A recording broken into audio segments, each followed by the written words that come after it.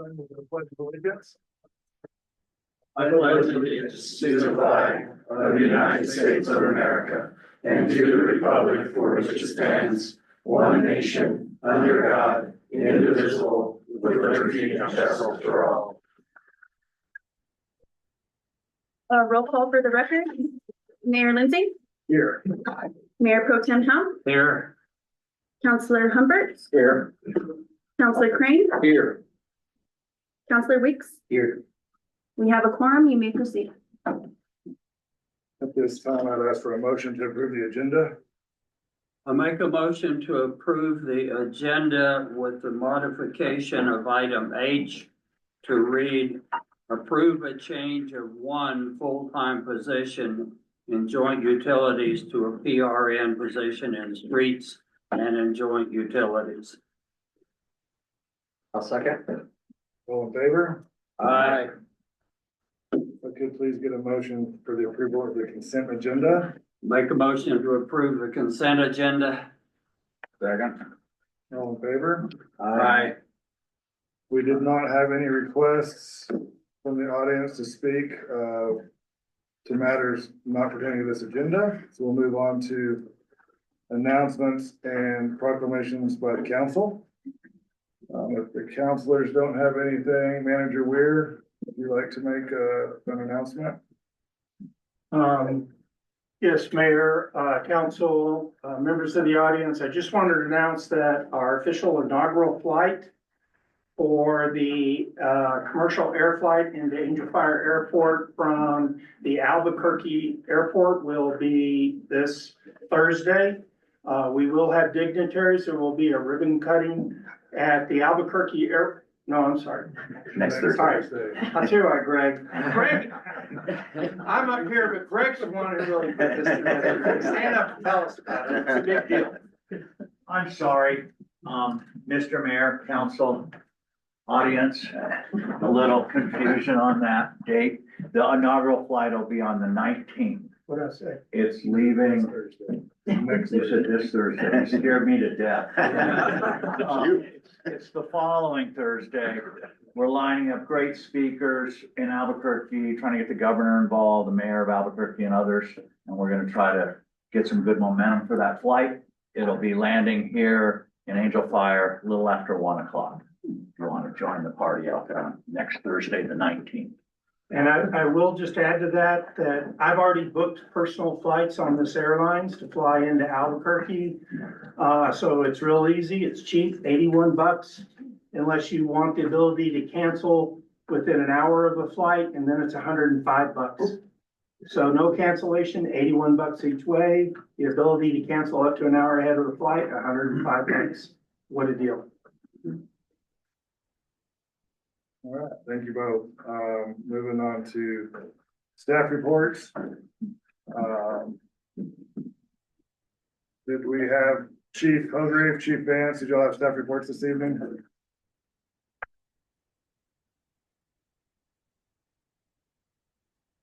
Hello, Mayor Lindsay, members of the council, Manager Weir, thanks for having me today. Here for the staff report for the fire department. We had a pretty slow month by numbers sake. We had 6 total fire calls and 12 total EMS calls. So pretty slow by our standards. We're bracing for impact for the upcoming ski season and adding up staffing, beefing up staffing, especially around the weekends, to be able to support that. Just a couple of things that are going on in the fire department. We are in cooperation with Morano Valley, Eagle Nest to add a west side repeater. We've added in a building up by the water tanks. We've got power, we've got internet, we have all of the equipment, we have security cameras. And we're expecting that that is going to get turned on by the end of the year. So that will vastly improve communications for all public safety, including police department and public works, to be able to communicate within the valley. So we're really looking forward to that. Any questions on that? We also have a couple of items on the agenda we'll discuss later, the donation of a couple of vehicles and the conclusion of the audit findings from 2023 and 2024. And the new fire station design is being worked on. We were sent a few proofs for design materials this past week. that we shared within a small group and made some decisions. The best way to describe it is we're modeling it sort of off the aesthetic of what the resort looks like. So we're really looking forward to that. And as soon as we get more information, we'll share that with the group. Any questions? Thank you. Director Epler?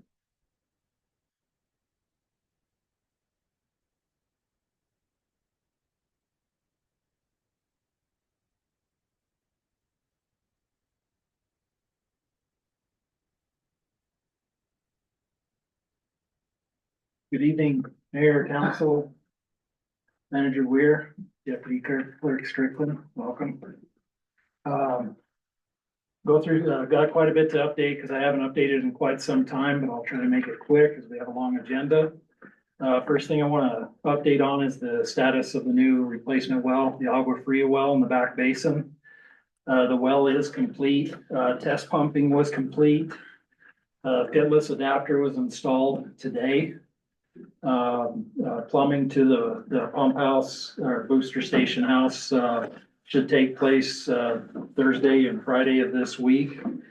They'll be dropping the pump in and the well will be ready to go. One thing that will delay putting the well online is the series of water quality testing that they have to do. And it comes down to one test in particular, it takes 4 weeks. They took the sample about a week and a half ago, so that's how far we are into it.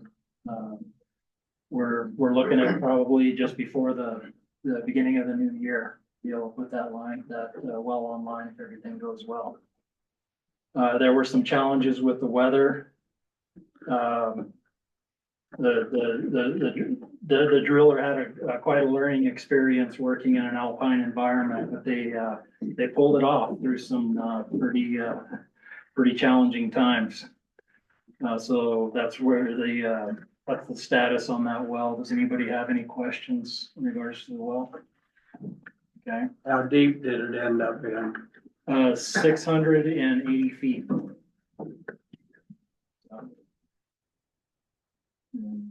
It's producing water. Would have liked to have it producing more, of course, but it'll be enough to sustain the water levels back there. So it'll be good to get that back online. Again, I would really like to express my thanks to Jesse Stocking, the snowmaking manager for Angel Fire Resort, in assisting us utilizing one of the snowmaking wells.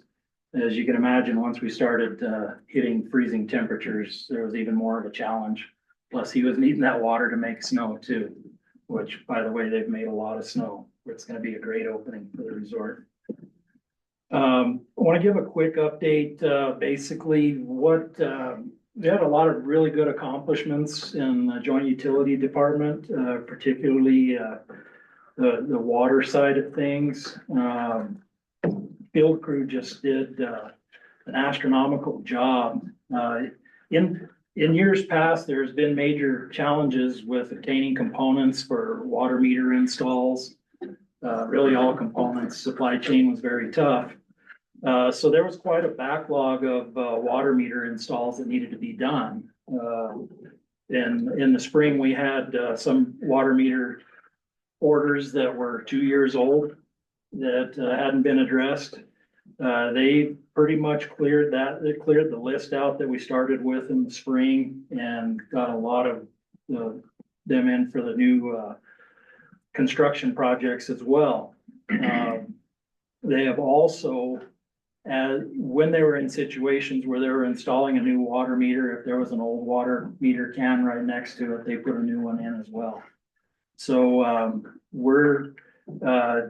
we put a few in the last week, but we're right around the 60 number of meter installs, which I think is far beyond what has been accomplished in the past few years. Supply chain was much better for materials and components. I think one of the tasks that they did that they really hit aggressively was addressing some of the many leaks we had on our water system. Some were pretty significant and had been ongoing for quite some time. I'm going to take two examples. There was one leak over by Monte Verde Lake, not far from where Greg Ralph lives. It was leaking at a rate of about 5 gallons a minute for a few years. Okay, 5 gallons a minute equates to 8 acre-feet of water in a year's time. Second example I'd like to use is there was a fire hydrant on Sierra Blanca Circle that had been leaking for quite a few years as well. Conservatively, I would say it was leaking 10 gallons a minute. Those two leaks combined are 24 acre-feet of water.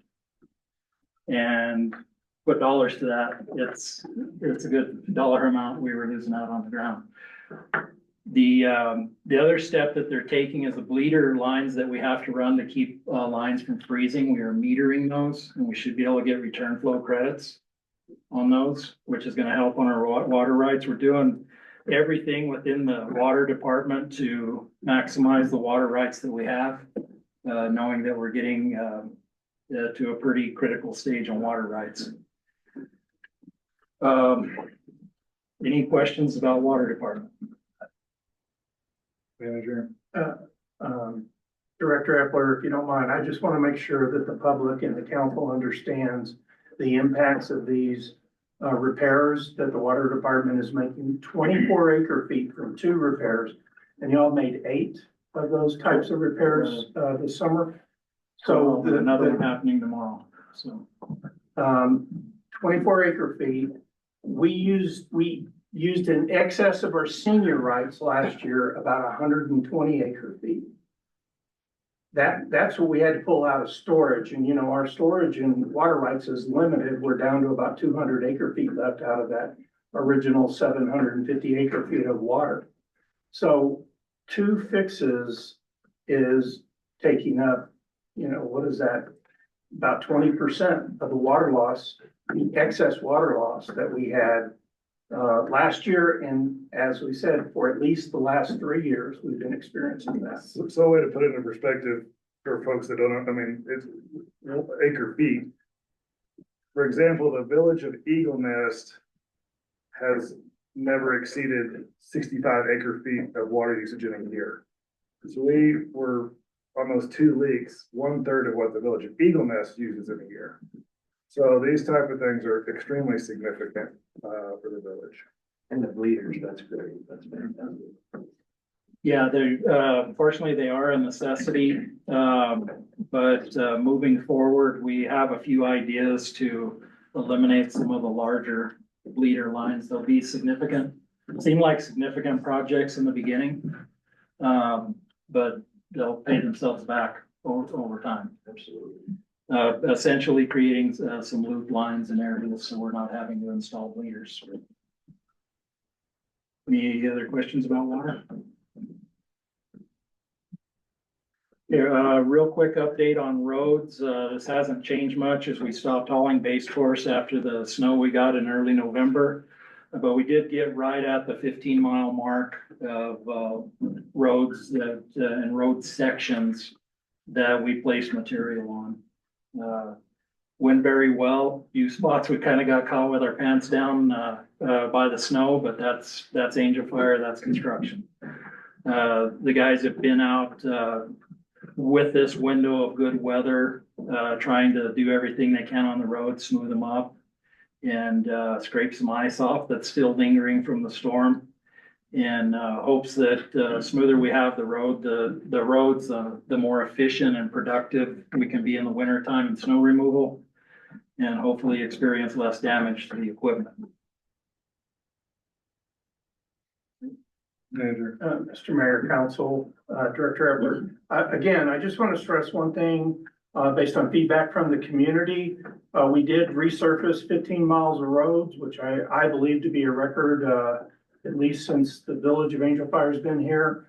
And we're still getting complaints on the fact that that new surface is washboarding. And I just want the public to know that as long as they're speeding on dirt roads, I don't care what kind of dirt you use. If it's a dirt road and you speed, you're going to create washboards, and that's exactly what creates it. If everybody would drive 25 miles an hour or less on those roads, the washboarding might not be 100% gone, but it would be significantly less. So when there's washboarding on a road, it's because the people using it are speeding. Well, I'd like to add on that, the benefit of having material on the road is having material on the road. Prior, as we'd get bad conditions, on a road, there was no material to grab and try to repair everything. Again, we had bedrock showing in some places. We had, some dry utility, foam drops in particular that were exposed in the road. So we needed to get things covered back up. But yes, it'll be a great benefit to when we do have to go work roads that we have material to do it with. Okay. Quick update for solid waste. They did receive 19 new dumpsters, exact same style that they received last spring. And as we get closer to the holiday season, they'll be reconfiguring dumpsters over on Halo Pines Road to maximize space and efficiency, and everything's been going well on their end. On the dumpsters, does it look like these are holding up as well as the others, or you think that this is probably these are the best for the bang for the buck? Well, they are, the price is very good on them. There is an issue, as you notice, many of the dumpsters, if you're looking directly at them, the door on the right is bent. It has to do with the shape of the truck. If you look at them compared to the old dumpsters, they are slightly taller. So when the dumpster is unloaded, if the doors flap open at just the right rhythm, Yeah. that one side catches on a sloped angle in the truck. Part of the way Mr. Gully has identified that they can alleviate this is just being slower in the dump cycle and not bouncing the dumpsters up. And we are able to get repair doors for them, and we want to stay on top of them. Did want to announce that we'll be starting to put Christmas decorations up on Highway 434 and North Angel Fire Road. We are trying to coordinate with an electrician to get some more power outlets on some of the street lights that go up North Angel Bill Burgess Boulevard. So we can install some more lighting. Right now, the only light poles that we have that have power outlets are the ones on Highway 434. Any questions about that? Okay. Next thing I want to do is I want to recognize one of my staff members that recently became a certified chief procurement officer. And not only did she get the certificate, she's already had duties as the backup, as our chief procurement officer was out for the holidays. Her name is Carly Ramirez.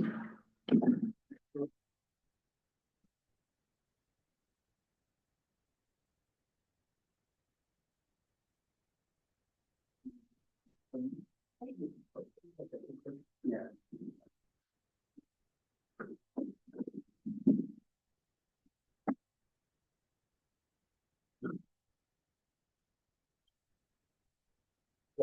Also, with that man, receive a pay increase.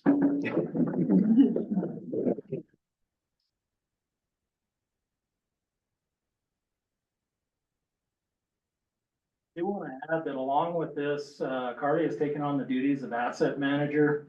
She took those duties on at the beginning of the fiscal year.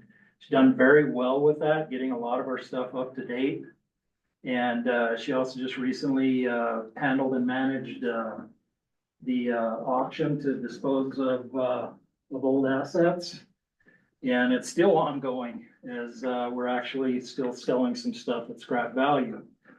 She's also taken on duties as coordinating all of our employee trainings and everything from sexual harassment. I had 3 guys in trench safety course today. Well, that's the only reason. That's today's first day. Water department guys weren't out in the ditch because they were out doing some safety training. Since I started in January, I can't say enough about how it's been working with Carly. I don't know how she does it. She is the mother of 5. And she's got to babysit me during the day and 7 grumpy streets guys also. Thank you very much, Carly, for everything that you do.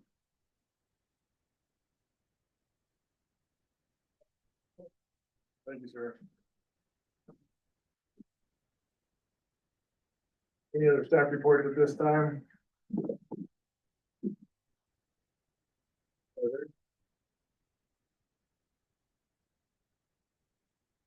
I'm Mayor, Council, Manager Weir.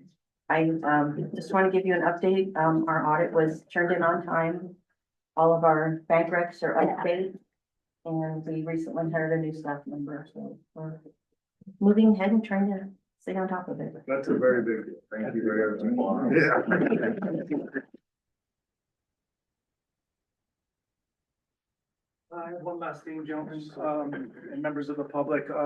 Last week we did a swearing in ceremony for several of our employees at the push-in ceremony. As you all know, some of you were there. We have a couple of members here that weren't there and able to make it, so I'd like you guys to stand before the members of council and take your oath. Part of the reason why we do our oath is back to the founding fathers, including George Washington, Benjamin Franklin, and Samuel Adams. They all were firefighters first and founded the fire department. It's a lot of what our country is founded upon. So the only way to endeavor to protect the general welfare is to able to raise an alarm and have someone respond and answer the call. This declaration, duty and faith must be taught and handed down today. To take an oath in public service is honored in our society, and especially in a small, tight-knit community like Angel Fire, New Mexico. Those willing to stand with me and take an oath, please stand, place one hand over your heart, and repeat after me. Now you put your left hand out. I do solemnly swear. I do solemnly swear That I will support the Constitution of the United States of America. that I will support the Constitution of the United States of America And in the state of New Mexico. and in the state of New Mexico, That I will obey the laws and ordinances that I will obey the laws and ordinances of the Village of Angel Fire. of the Village of Angel Fire, Familiarize myself familiarize myself and be obedient to and be obedient to the rules, regulations, and orders the rules, regulations, and orders of the Angel Fire Department. of the Angel Fire Department. In the discharge of my duties as a firefighter, In the discharge of my duties as a firefighter, to the best of my knowledge and ability, to the best of my knowledge and ability, so help me God. so help me God. Thank you for turning it down. You have publicly sworn an oath, not for pomp and circumstance, but for a solemn commitment under God and country and community. Our republic will endure as long as good men and women stand and honor their oath. So ladies and gentlemen, let me introduce you to Mitchell McNeil.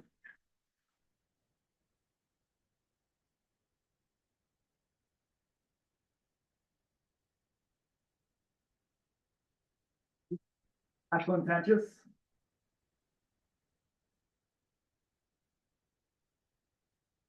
And last but not least, Marcus Smith.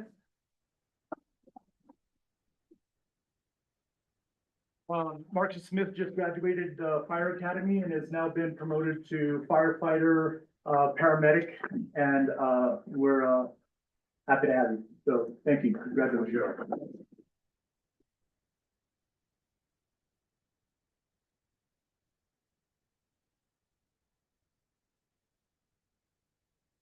Staff reports. Moving on to committee reports. Do we have any updates from any committees this evening? Councilor Crane? I don't have any chairs here, but I'll update. Fire Adaptive Committee met just before this meeting to review the very much simplified DSO that Chief Vance and Lindsay have been helping write over the last several weeks. So progress moves forward there. The Dark Sky Committee has voted to approve and send up to legal review a Dark Sky ordinance. And Clerk Lear and I will be headed to Albuquerque next week for a board meeting for the Mortgage Finance Authority of New Mexico for some grant writing activities where, fingers crossed, they're gonna give us some money. So hopefully we'll come back next week with some more money to spend on our workforce housing projects. Thank you, Councilor. I think that would conclude committee reports. So without any old business, we'll move on to new business. Mayor Pro Tem, if I could, well, I'd like to open discussion to approve resolution 2024-75 carryover cash bars. Manager Weir. Yes, sir, Mr. Mayor, council, ladies and gentlemen. We have several bars, I think on the staff recommendation, it gives a reasonable description of what these bars are for. There's a couple of things that I want to, point out, to make sure that you understand. The first one, of course, the community center is doing an exterior remodel right now. There were some change orders that were needed, as construction started. And so those, that's what that first one is for. We've also purchased, the village has purchased a 15-passenger van that will be used, potentially, primarily it's gonna be used for a day camp at the community center in the summers. They've been using two very old Suburbans that, we felt were potentially unsafe, especially to have, several children in them when we transport them, for day camp. So we bought a more modernized van. The van will also, be used when needed, potentially if we do obtain, operational control of the airport to transport people, that fly in from the airport to local destinations. The other item is for a digital repeater. We have a new digital repeater that's been placed on tank 4. I'm sorry? The Aspen tank. Oh, that Aspen tank. And it's that repeater being placed up there primarily to try and get better coverage in less areas where we don't have coverage for communications within our departments. It's also going to allow us to move some equipment down the line and actually add some the ability for Public Works Department to communicate with other first responders more effectively in emergency situations. There's a couple of them in here that I think I've explained to the council before. We did the upload of our budget into the budget system. There were some items that the LGBMS, the local government business management system, did not upload, and it didn't get caught. So we have a couple of those in there just cleaning up your approved budget. But since it's the official budget is what we upload to LGBMS, even though the numbers just match what the budget you approved, well, we still have to do a bar to get LGBMS updated. We also are providing a pumper tender, $446,000 for a pumper tender. I asked Chief Vance to find a unicorn that was, in his words, a unicorn that was going to help us with our ISO rating. And this is what we came up with. We were able to find one. We were very lucky to find one that was already built, because to buy a new one is at least 2 years out. And we will have our ISO. It is brand new. It's brand new. Yeah, so yeah, there's not, we were fortunate to get a brand new. Right. We were fortunate to get a brand new one that was available immediately. Anyhow, that should help us with our ISO ratings, which I think this summer we're gonna have to go through that review process again. We're doing everything we can to keep our ISO as low as possible. Of course, we're all aware of the new ambulance. I will tell you that for the ambulance, we had $264,000 that we received from the federal government back in 2021 under ARPA. We have no record of that money ever being expended. The federal government had no record of that money being expended, and we had to expend it before December 31st, or we would have had it. So there is a very tight list of requirements, items that money could be spent on. And public safety vehicles was one of those. And so we were able to utilize that money in part to help pay for that ambulance. And then, the other item is an upgrade into the body cameras. The body cameras that we have and, with our police force right now do have technical issues, especially in weather, which we have a lot of. And so we're upgrading them to a higher end body camera and including in that purchase dash cameras for our police vehicles. First time we've ever had dash cameras. So I felt that that was important for public safety and to make sure that, our police officers would be able to record and feel safe, that the public's knowing that they're recording things. So that was an unbudgeted expense that I felt like, we needed to do. And, we're asking the council to approve these increases in the budget. Questions? Comments? If not, Mayor Pro Tem, would you like to make a motion? I make a motion to approve resolution 2024-75 carryover cash bars. I'll second. Roll call on item A. Mayor Pro Tem, Aye. Counselor Humbert, Aye. Counselor Crane, Aye. and Counselor Weeks. Aye. Pass. Moving on to item B, I'd like to open discussion to approve workforce housing employee survey. So, yeah, I'll be happy to present this one. The Workforce Housing Committee has already sent out an employer survey that several of the local businesses responded to. I don't have the survey handy in front of me, but I believe at last count, it was showing we were some 300 employees that could have been potentially hired across all businesses if there was adequate housing for said employees. 304. 304, there's your number. Yeah, so that was our first survey, was the employer survey. We have also used that same survey tool and created an internal survey that we've given to Manager Weir that will be disseminated out to the department heads so we can get a feel for our employees. We currently have 70 some employees, and we're trying to figure out how many of those employees will move into workforce housing should it become available. Take that number and add to new positions we'd like to hire. In addition to that, what we're seeking to do, if any of you saw the flyer that was generated for the spring trash cleanup, what we've done is we've created an employee survey, and we're going to be posting this, assuming it's approved, everywhere that all village agendas get posted. We'll be seeking permission to post it at the post office as well. So this is just more data from our employees trying to figure out who needs housing, what type of housing, cost numbers, those types of things. So it's just good local data. So we have already generated the QR code, and we used our marketing firm is who generated the spring flyer and who's generated this flyer. So this is what we're seeking approval for today. Everyone should have this in your packet. So this will just be posted up so we can get more data from our employee base. Questions on that form? Mr. Mayor, I worked through that survey. It was very user friendly and very well done.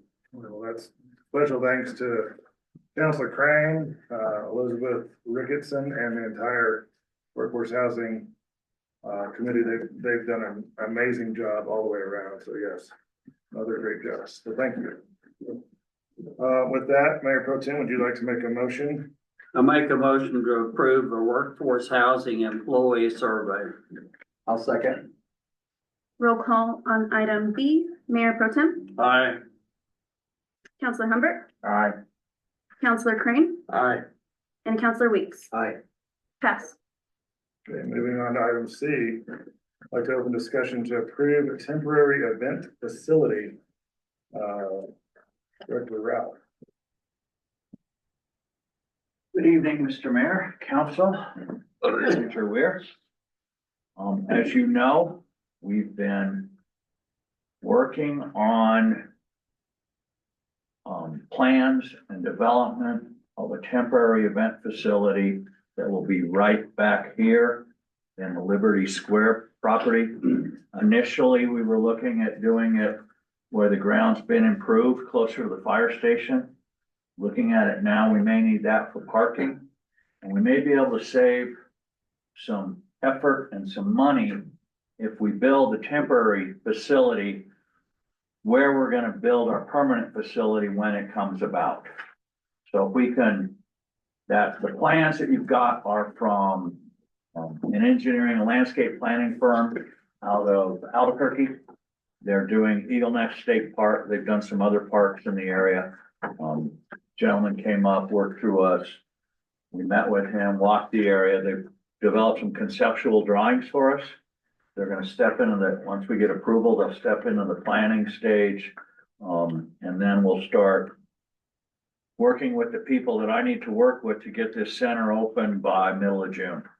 The reason for this, the bottom line reason for this is we've outgrown our capacity at Frontier Park to do larger events that are gonna actually bring in guests that will contribute lodgers tax with bigger events that bring in overnight guests. We need a larger facility where we can do a controlled gate, have some concerts and events that are paid admission, not always free. So we're bringing in bigger acts. The facilities, as close as we can imagine what we'd like. We have 20,000 square feet of sod, so we've got a nice big lawn for people to lay out, watch the concerts, enjoy the scene. A temporary tent in the back, a temporary stage at the front. And then when we'll get to the next agenda item, there'll be a skate park facility in that same area for recreation.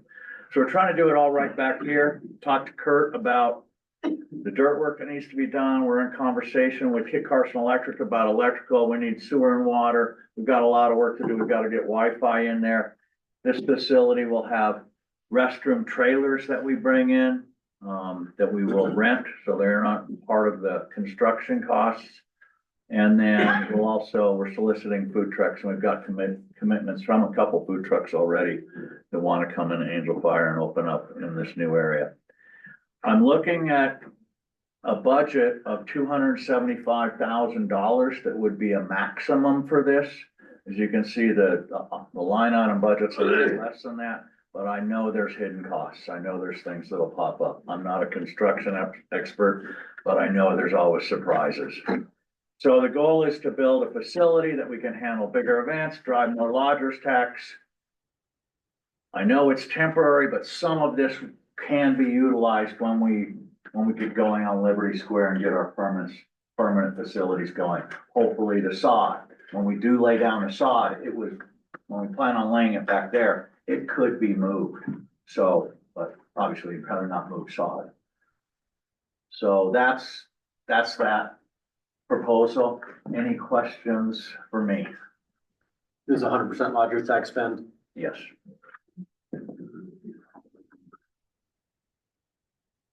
So you've received, we'll still have events in Frontier Park. Smaller events, the larger events. Yeah, we'll still work with the resort wherever we can but there was concerns last year from John Kitts about the building larger events and overrunning the park. We don't want to destroy the centerpiece of our community with big, 2,000, 3,000 person events. And that's what I'd like to get, is 2,000 to 3,000 person events. Currently our Frontier Park, our Cool Summer Nights concerts run about 275 people up to maybe 450 people is a big one. The drone show that you saw that's bigger in the park would be about 500 to 700 people is in the park. So we need a large capacity facility. We really need something. This includes barricades, Wi-Fi. We try to look at everything we need for back there. Any other questions or comments? Mayor Pro Tem? I make a motion to approve the temporary event facility. I'll second. Roll call vote on item C. Mayor Pro Tem, Aye. Counselor Humbert, Aye. Counselor Crane, Aye. and Counselor Weeks. Aye. Pass. Moving on to item D, I'd like to open the discussion to approve the skate festival. Over the last 2 summers, we've had a gentleman step up, a local member of our community with a skate background, Oliver Bradley, has come in and produced a great 2-day skateboard festival event back here in the Liberty Square area. I think you probably witnessed it during Fourth of July weekend. Good attendance, local kids loved it. Got some interest going and built a little fun for the youth teens in the valley. And it's been a big success. The families have enjoyed it. Had a lot of families with little kids coming in and getting them on the ramp and stuff. And Oliver's, we met when I first started the job and talked about what we'd like to do. Eventually, we'd like a skate park and a pump track and those facilities built out in our recreation for the valley. This proposal for this skate festival and this event is a temporary facility like Oliver's done in the past, the big ramp, a little bigger this year, a little more put into it, and then a lot more events put around it. He's got some clinics, some lessons, a skate club, some concerts, really building some energy into that market and giving us some recreation for our youth and our guests. You know, it'd be nice to have a great skateboard event that's bringing people in overnight, bringing families up from the New Mexico and Northern Texas regions to come to Angel Fire for something that's got a musical act and some judging and some contests and other things. And Oliver's got these built into this. We've got the ability to promote them and get people here. And this also would sort of almost be a pilot program for our eventual permanent skate park. Much like the temporary events facility is a pilot program for our events program. We'll see what we can do. We'll grow it. This skate fest and this facility are also sort of a test ground to see where we can go with this and build it into our offerings for the valley. So, and Oliver's proposal is right around $75,000. It's $75,600. Any questions for me or Oliver? Other questions or comments? Let Mayor Pro Tem Howe to make a motion. I make a motion to approve the skate festival. I'll second. Roll call on item D. Mayor Pro Tem, Aye. Counselor Humbert, All right. Counselor Crane, Aye. and Counselor Weeks. Aye. Pass. We got some work to do, Oliver. Yeah. Thank you, guys. We'll move on to item E. I'd like to open discussion to approve a digital sign. Director Ralph. This digital sign proposal is for right out here. That digital sign that's been non-functional for a while. It has a green banner above it says, "Welcome to Angel Fire." That will come down and a digital sign will go in there. That's basically the same size as the one at Frontier Park, except it's two-sided. It's put in by the same company as the company that did the work at Frontier Park. I worked with them at the resort, very responsive. They're out of Colorado, but they are a New Mexico approved vendor. They went through those processes, so we could contract with them. Very responsive. It's controlled by an app. We can promote all our activities, events, and happenings on that sign. Give us a way to communicate to tourists, everything that's going on, hopefully drive people to things, get them aware of things once they're in a community that they may not be aware of. It will be a great communications tool for us to use. The price is very good and it's only guaranteed for a short time until prices start rising after the first of the year, potentially. Questions for Director Ralph? Just had one quick question. Will this sign be on all day? Will we be shutting it off at a certain time of night? No, it's much like the Frontier sign. That's ordinance to go off. It goes dark at 10. Okay. So it would be the same compliance. Got it. And based on where it is, this New Mexico Department of Transportation does not allow you to show moving video. It has to be static images. So that's what we will be using out there. So we've been without a sign for more than 5 years, so I commend you for getting us a sign. Well, and I have to say Counselor Humbert was very instrumental in getting this, put together as well. Yeah, he bugs me all the time. I've been bitching about it 5 years. You think it will be installed before the ski season ends? I think it will be installed potentially by middle of January. They're pretty fast. Good. I was talking with the supplier just before this. Told him to call back tomorrow and hopefully start the arrangement. Very good. This is a good thing, and it will let all the visitors coming in, plus the people who live here know what's going on. Yeah. It is a good thing. Much needed. I would like to just make a comment. I was at the lighting ceremony last Friday. It was excellent. I want to commend Brandon and your whole team. It was well attended. You had the chocolate line was too dead gum long. I had to stand in line for 30 minutes to get a cup of hot chocolate, but it was really a great event. And that is just one of the things that y'all have going on in your head of what is going to be coming down the pipe. And I commend your whole team. You're doing a wonderful job. We do have a great team over there. And I'm very proud of the staff and the work they do. I'd like to invite everybody to come out Saturday night, 4 o'clock, for our Calling Off Lake celebration. We'll have the Pueblo dancers down there. We'll have the 30-minute hot chocolate lines, I'm sure. So join us Saturday at 4. It'll be a great weekend event. I never could get to the s'mores line. Show them your platinum membership. Mayor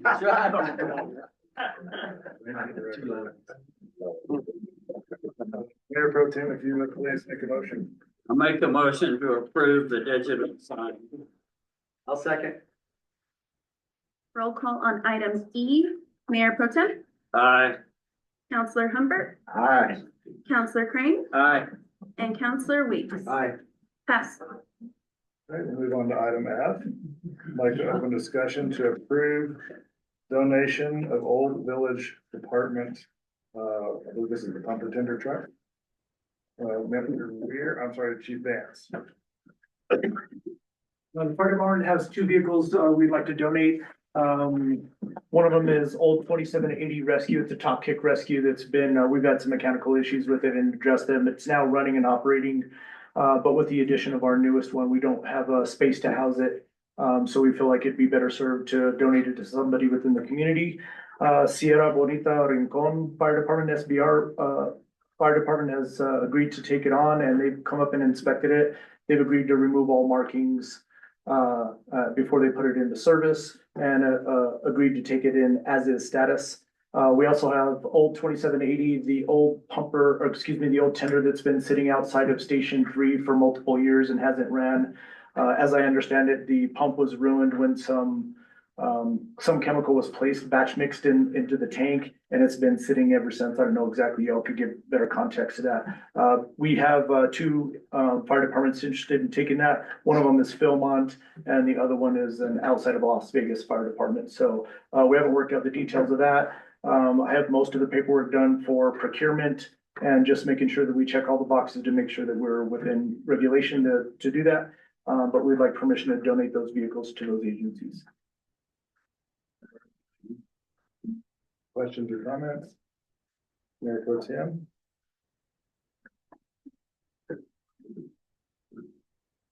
I make a motion to approve donation of Old Village Fire Department tender. I'll second. Roll call on item F. Mayor Pro Tem Howe, Aye. Counselor Humbert, Aye. Counselor Crane, Aye. and Counselor Weeks. Aye. Pass. I have a question. Does that include the rescue as well, both vehicles? I'm not sure that I worded it correctly. Hey, you'll have to come back again Yes, sir. because it wasn't on the agenda that way. Understood. Thank you. Maybe at that time you'll have identified the recipient. Yes, sir. With that, we'll move on to item G. I'd like to open discussion to approve the payback of misappropriated funds in the amount of $44,462.37. Chief. Thanks. Sorry about that, didn't know they were back to back. Subject to the audit findings of the 2023-2024 fiscal year audit. I just wanted to acknowledge the work that Miss Valerie Witt did, the Senior Administrative Assistant for the Fire Department. Even long before I got here in July, she had done extensive work on this, and the second half of it has just been completed and submitted to the State Fire Marshal. The audit findings were that initially, the audit findings were around $224,000, and due to her hard work and effort, that has been reduced down to $44,462.37. Yeah, that was the findings of their audit. Manager Weir. So, Mr. Mayor, Council, I just want to make sure that everybody understands that we receive, state fire funds. The rules are very rigid in what that money can be spent on. It was inappropriately spent, last year, prior to January of this year. The fire marshal, found it actually in the prior year, in 22-23 was when we made a payment approximately this size for that year. It triggered them to audit this year. Fortunately, most of this, or all of this really comes, prior to mid-January of the year. But this is money that was misspent. It was spent for things that, the statute does not allow. And consequently, we have to repay out of our general fund, that money to the State Fire Marshal. So that's what this is. I'll only add that not a penny in the fire department is spent without deep scrutiny by Miss Valerie Witt. She keeps us pretty honest, and we won't repeat those mistakes. Thank you. Thank you, Chief. Mayor Pro Tem. I make a motion to approve payback of misappropriated funds in the amount of $44,462.37. I'll second. Roll call vote on item G. Mayor Pro Tem Howe, Aye. Counselor Humbert, Aye. Counselor Crane, Aye. Counselor Weeks, Aye. pass. Moving on to item H, I'd like to open discussion for the amended item H, which is to approve a change of one full-time position from joint utilities to a PRN position in streets and utilities. Director Epler. Again, good evening, Mayor, Council, Manager Weir. Deputy Clerk Strickland. What I'd like to do here, instead of increase a head count, want to create a PRN position because I realized in trying to get staffing levels to optimum points at different times of the year, one, identified there might be opportunity in the winter time to get applicants of equipment operators that work construction throughout the summer, but do it seasonally, and might be able to get an experienced operator during the winter time. What kind of helped bring this about is in the water department, we had a gentleman that started working with us in May by the name of Nathan Gopium. He's retired military, really a great worker, very sharp. For what it's worth, he is certified to disarm multiple nuclear weapons, which makes him pretty handy in trying to get a booster station up and running. We discovered the first week of November when we got the big snows, and it impeded the ability of the water department to do digging, installing meters, repairing leaks and everything. He was a little bored. Okay, the guy is a very driven individual. And, I'm not making this change just to accommodate an individual person, but it just so happens that it plays in with this scenario. He had asked if he could go to a seasonal status. Now, as we don't have seasonal positions, created in streets or in water department, after discussion with, Ms. McClendon, our HR director and Manager Weir, we thought that a better option might be to create a PRN position. And, so I can have somebody in a motor grader in the wintertime and I can get Mr. Gopium back in the summertime.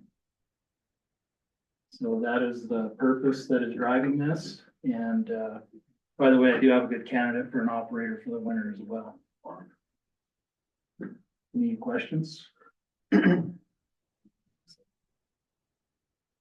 Mayor Pro Tem, would you like, oh, I'm sorry. I Manager. just want to clarify the reason we're coming to council for this. This is not an additional expenditure. The financial portion of the budget will not increase, but it is a substantial, anytime we change personnel, since that is a substantial part of the budgeting process, the definition of your personnel, we do need to come to council and get approval, even though we're not increasing the budget, because we're changing the type of personnel that we're having. Thank you for the clarification. Mayor Pro Tem, I make a motion to approve a change of one full-time position in joint utilities to a PRM position in streets and in joint utilities. I'll second. Roll call vote on item H. Mayor Pro Tem Howe, Aye. Counselor Humbert, Aye. Counselor Crane, Aye. and Counselor Weeks. Aye. Pass. we're going on I. Like to open discussion to approve a contract to take operational control of the KAXS Colfax County Airport and Angel Fire. This has been going back and forth from our legal team and the county's legal team, and the latest revision came before you, just minutes before this meeting began. It's mostly legalese based on what you have seen, but this agreement would be for the Village of Angel Fire to be the manager of the Colfax County Airport beginning January 1st, 2025. And it is a 20-year, we are asking for a 20-year commitment. As you all know, we're also in the process with the county of transferring the airport to the Village of Angel Fire. But that process has been proven to be slow and arduous, dealing with a lot of bureaucracies, biggest of which is the FAA. Again, the best case scenario, we are moving forward on that, but best case scenario, we're looking at a year, 18 months before that transfer could be complete in a good scenario. This would allow the Village of Angel Fire to take operation of the airport beginning in January. One reason that we're adamant about trying to get this done is because of these commercial flights that we're now receiving. We want to give our guests and our constituents that use that airport and that flight the best possible service. And we feel like the only way that we're going to be able to make that happen is if we are in control. The county is, as you may know, having big budget shortfalls, and they're just going to be able to keep the lights on if we aren't able to step in and manage this. Will this also allow us to get funding? State funding? Manager, everything currently would still go through the county. We would have access and still utilize the grants that have been issued and continue to apply for grants through the county. And quite frankly, if the transfer is complete, we still may apply for our grants through the county for a number of different reasons. But yes, we will be able to have access to all those funds. County will cooperate. This, if approved, we would then submit to Colfax County for that commission to approve. So this is not a done deal. If this is but that would be the next step if this is approved this evening. So my apology, Mr. Mayor, because my questions are based on what was in our original packet. And I haven't had an opportunity to look at what we were given just before council meeting. So I'm sure the manager can clarify as I ask my questions, but on the original copy, page 2, paragraph B.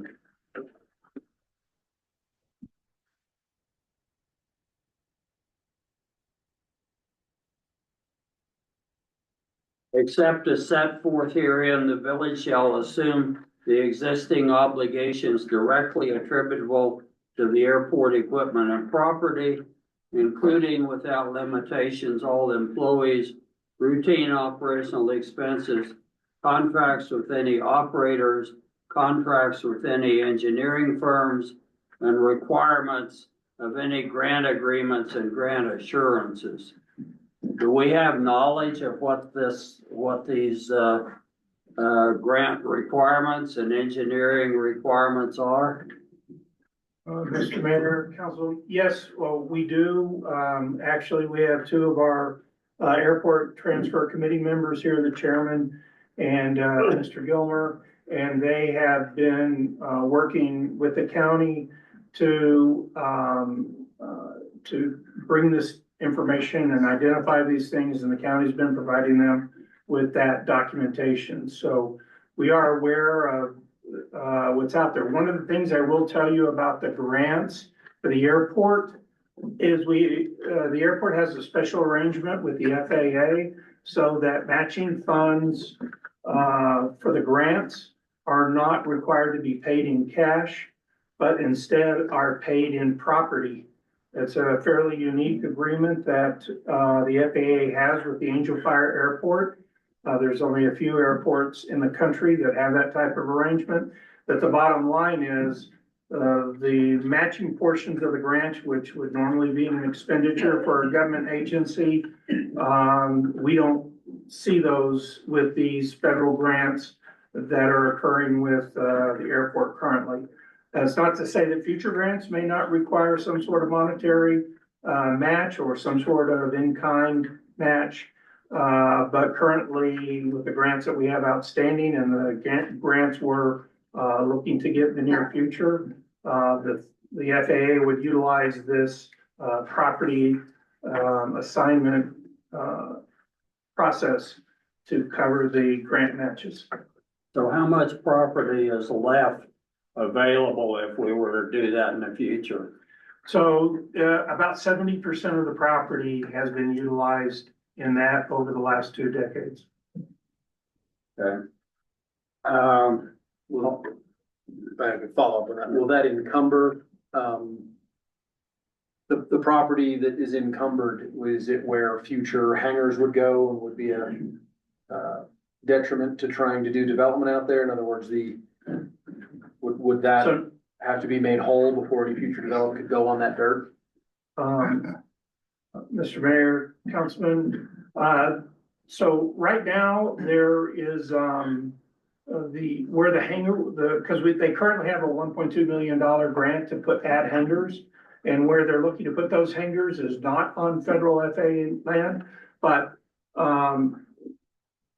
what I've been told by the legal counsel for the county is that it shouldn't impede us utilizing the land. Even though the FAA owns that land, they have no use of intending the land for anything but airport operations. And so even though it may be an extra sign off that we have to get, anything we do in that airport, FAA has to sign off on anyhow. So worst case scenario is they may have to give us an extra okay before we go do something. But quite frankly, we can't do anything they don't want us to do, even on the land that's not part of that. That's not designated that way.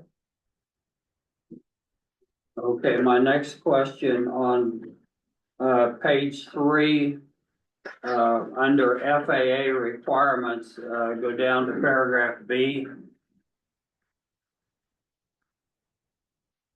The village will assist the county in applying for grants and the administration of all grants received for the airport. I'd be a lot more comfortable if the village had the authority to go for grants. So, Mr. Mayor, Council, the village we can go for our own grants. The issue is that, quite frankly, our median income is too high to qualify for many grants. Some of them, a lot of them, we would still qualify for. And that's why the mayor had mentioned we're trying to work out a way to continue to utilize the county's median income, which is well below levels required on most grants, and that's why the county so easily qualifies for these FAA grants. So we can go out and apply. The reason we're saying assist there is the grants are still gonna be in their name, but we probably will take over administration of those grants with the oversight of the county. We'll actually start doing the grant work ourselves instead of relying on them. But the grants are still the county, so we have to be careful in the legal language. We can't say they're gonna become our grants. They're not. They're the county's grants. But we will assist them by doing probably 90 to 95% of the administrative work related to those grants. And just to point out, that's one of the reasons too, that we would like to have the control of the airport. Is a small example is the village of Amplifier, probably 18 months ago, maybe 2 years ago, dedicated, lodger's tax money to be spent at Colfax County Airport. And, I'm sorry? 2021. Oh, sorry, 2021, so it's been over 3 years ago. And it was, forgive me if I'm wrong, but was it $20,000, $30,000? $30,000, yeah. That you approved for the Colfax County to spend at that airport. That money had not been spent yet. We reached out to, Manager Gore, with the county and asked if we could take control of spending the money that we dedicated to the airport. So recently, we've made some improvements just on a concrete walkway from the airport to the tarmac. I hope I'm using the correct language here. And we'll be using the remainder of the monies to freshen up the interior of the airport. But these grant monies that have been awarded to the airport for these new hangars is kind of in the same scenario where we're afraid that it just may not get done. And the county just currently does not have the bandwidth to give a lot of attention to this airport up here. So those are just two examples.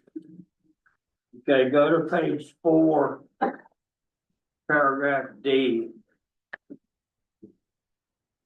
The village shall prepare and submit all necessary documentation required for maintenance on county equipment at the airport that is performed each month.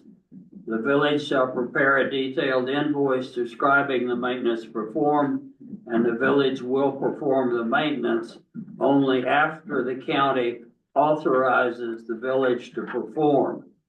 And does that also mean that the county is going to reimburse the village for that? Mr. Mayor, Council,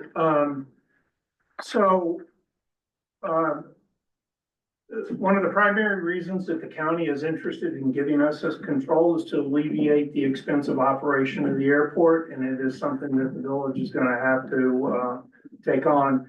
We're primarily talking about expenses that, and in this case, there's other language in here. They only have to give us permission for the equipment that they continue to own. So they're gonna leave all their equipment there. We'll be able to operate it and utilize that equipment, but the equipment will remain in their name that they currently have there until we actually do the transfer of the property. And I think we want that because the process of transferring all of that equipment into our name is a lengthy process that could delay this significantly, the operational management part significantly.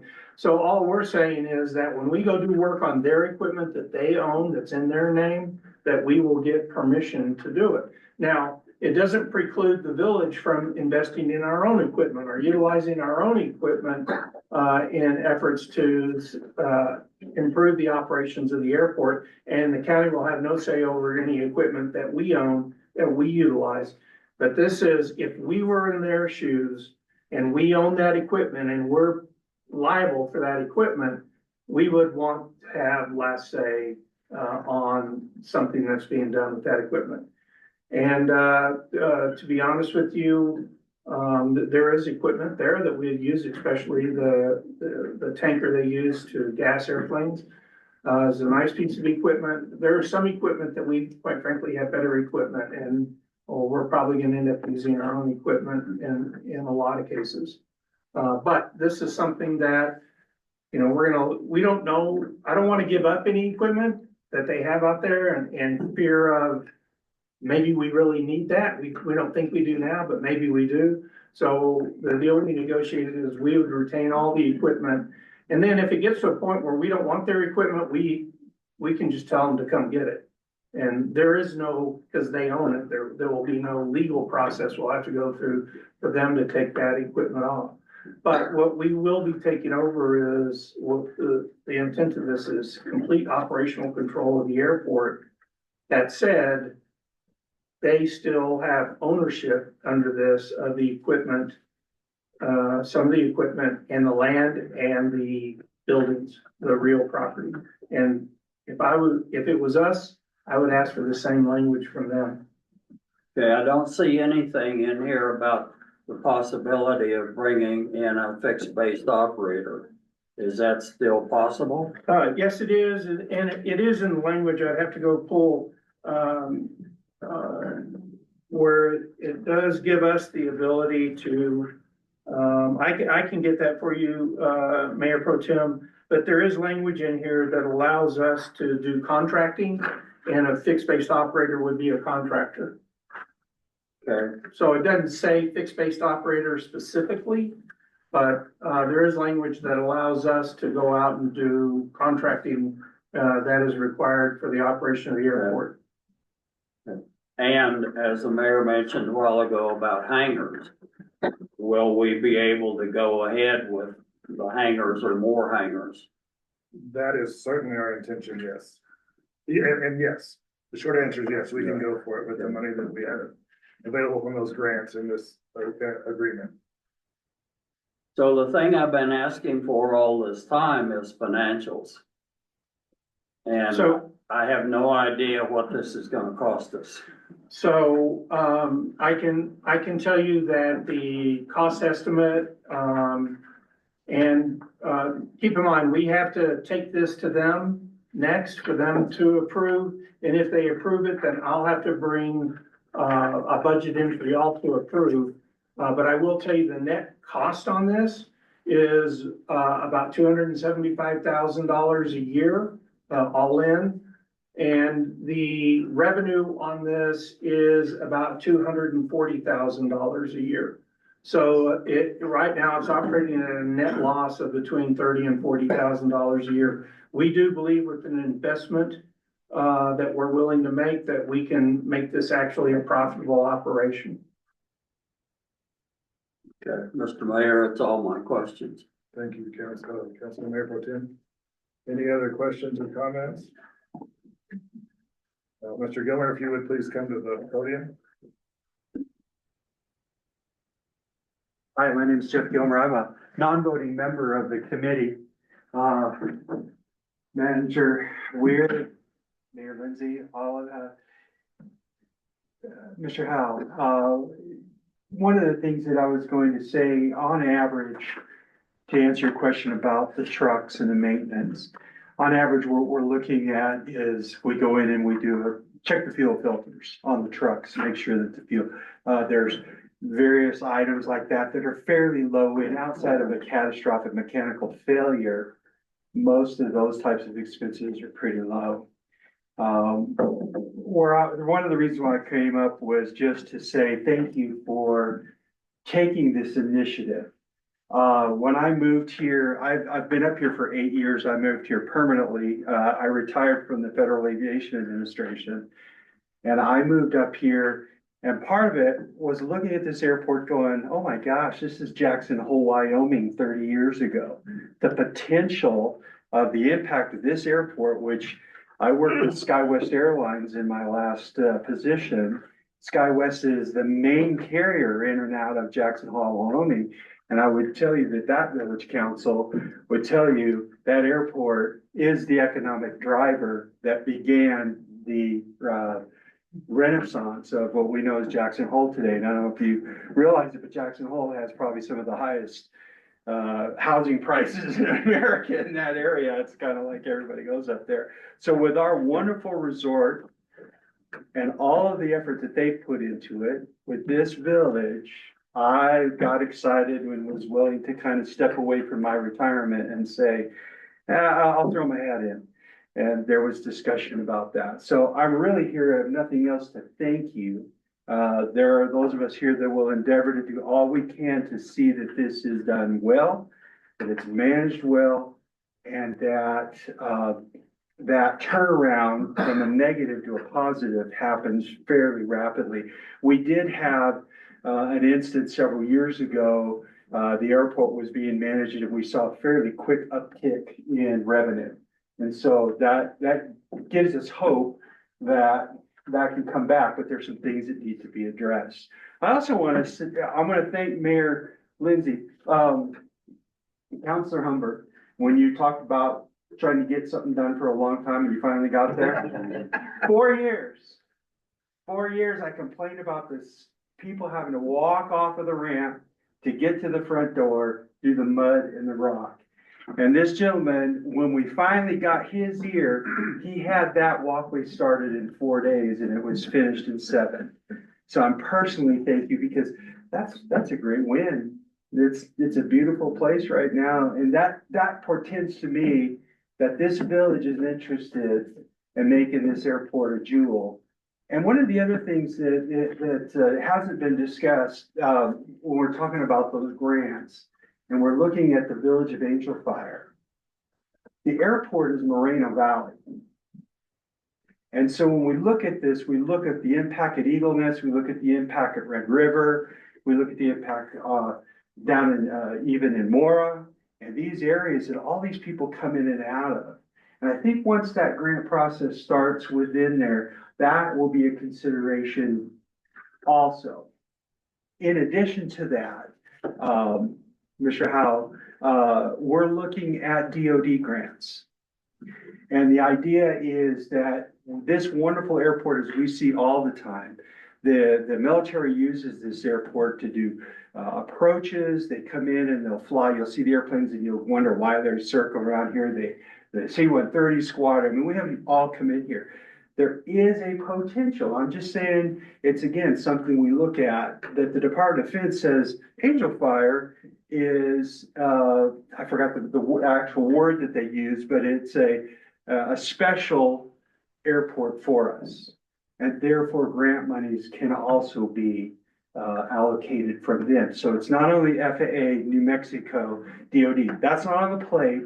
I wanted to bring that up because to answer any questions, people worried about that financial stream. So thank you for your time. I appreciate it.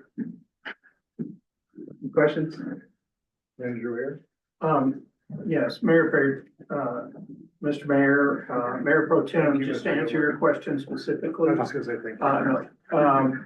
On page 2, section 2, paragraph B, it reads except as set, and this is in the new one, so I don't think there were many changes made to this in your version, but it says, except as set forth herein, the village shall assume the existing obligations directly attributable to the airport equipment and property, including without limitation all employees, routine operational expenses, and this is what you're asking, contracts with any operators, contracts with any engineering firms, and requirements of any grant agreements and agreement assurances that shall promptly notify the county of any major operational issues or obligations that could impact the county's interest or investment in the airport.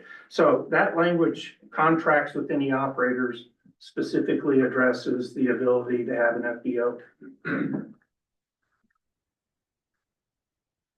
Director Epler? I'll keep it short. I just thought it was relevant. Sorry, good evening again, Mayor and Council. In regards to equipment and operations, I had the opportunity to go out and visit with the fine gentleman, Mr. Matthews, who's taking care of the airport out there until recently by himself. And we talked about snow scenarios. This was shortly after the snow we got in early November. And, you know, through his explanation, I could see the burden on him over there. You know, he's got to wait till it stops snowing before he can start clearing it. And it took him 2 very long days to clear the runway. Okay. When there was first mention about possibly being assisting at the airport with snow removal, I had a concern that it would affect our ability to clear snow from the roads. But after speaking with him and discovering that he's got to wait till the storm basically completely stops to go out and clear it. So I saw obviously, more often than not, our opportunity is gonna be, we're gonna have all the roads done. And the day after, when it's time to go over and help Mr. Matthews, if I gotta throw 6 plow trucks, 3 motor graders and a loader and a blower at it, we can be talking about hours instead of days to clear that runway. I do wanna mention that in my observation of the limited pieces of equipment that he did have were very well taken care of. And he obviously takes a lot of pride in his equipment. So I mentioned that. Thank you. Any other questions or comments? Mayor Pro Tem, would you, please make a motion? I'll make a motion to approve a contract to take operational control of KAXX Colfax County Airport and Angel Fire. Second. Roll call on item I. Mayor Pro Tem Houck, Aye. Counselor Humbert, Aye. Counselor Crane, Aye. and Counselor Weeks. Aye. Pass. Okay. At this time, we'll go on to item J. Public hearing will now open. The Village of Angel Fire presents the following ordinance to the public. Number 1, ordinance 2024-06. Title 3 modifications to lodger's tax applied to short-term nightly rentals. This is now open. Public comment. If anybody wants a copy of that ordinance, I have a copy here if you like. Mr. Curry? Mayor, council, manager, mainly I'm here to talk about number 3, but I did want to say this is a long overdue revamp of this ordinance, the lodger's tax one. It mainly is housekeeping, and also to dovetail with number 3. I will point out, number 3-3-5C, which pertains to fees, is mainly related to number 3, and that those, if we were to look at that one, we need to look at both of them at the same time. That edit of it. I'm always early. I don't know if I'd say it, but this is about the lodger's tax. I'm also the lodger's tax chairman, and it was exciting to hear 4 different things talked about at the lodger tax funding at this meeting.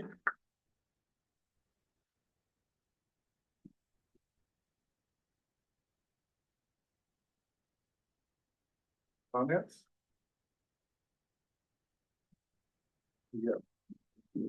I'm sorry.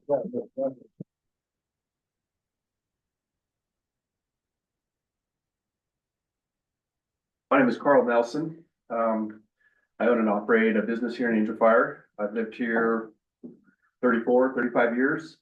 Haven't been to a council meeting in quite a while. What a exciting event to come to tonight. A lot of things going on. It's an exciting time for us.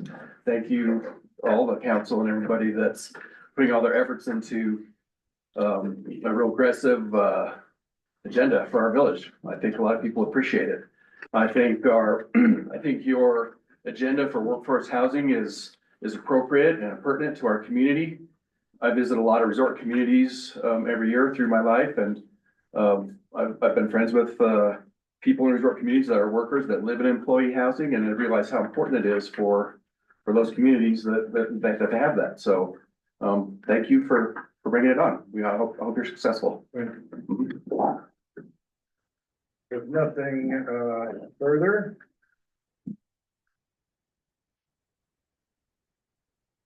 Ordinance 2024-06 Title III modifications is closed for public comment. Moving on to item 2, ordinance 2024-07 Title IV, adopting 2021 fire code edition of the international, that should read International Fire Code. Ordinance 2024-07 Title III modifications open for public comment.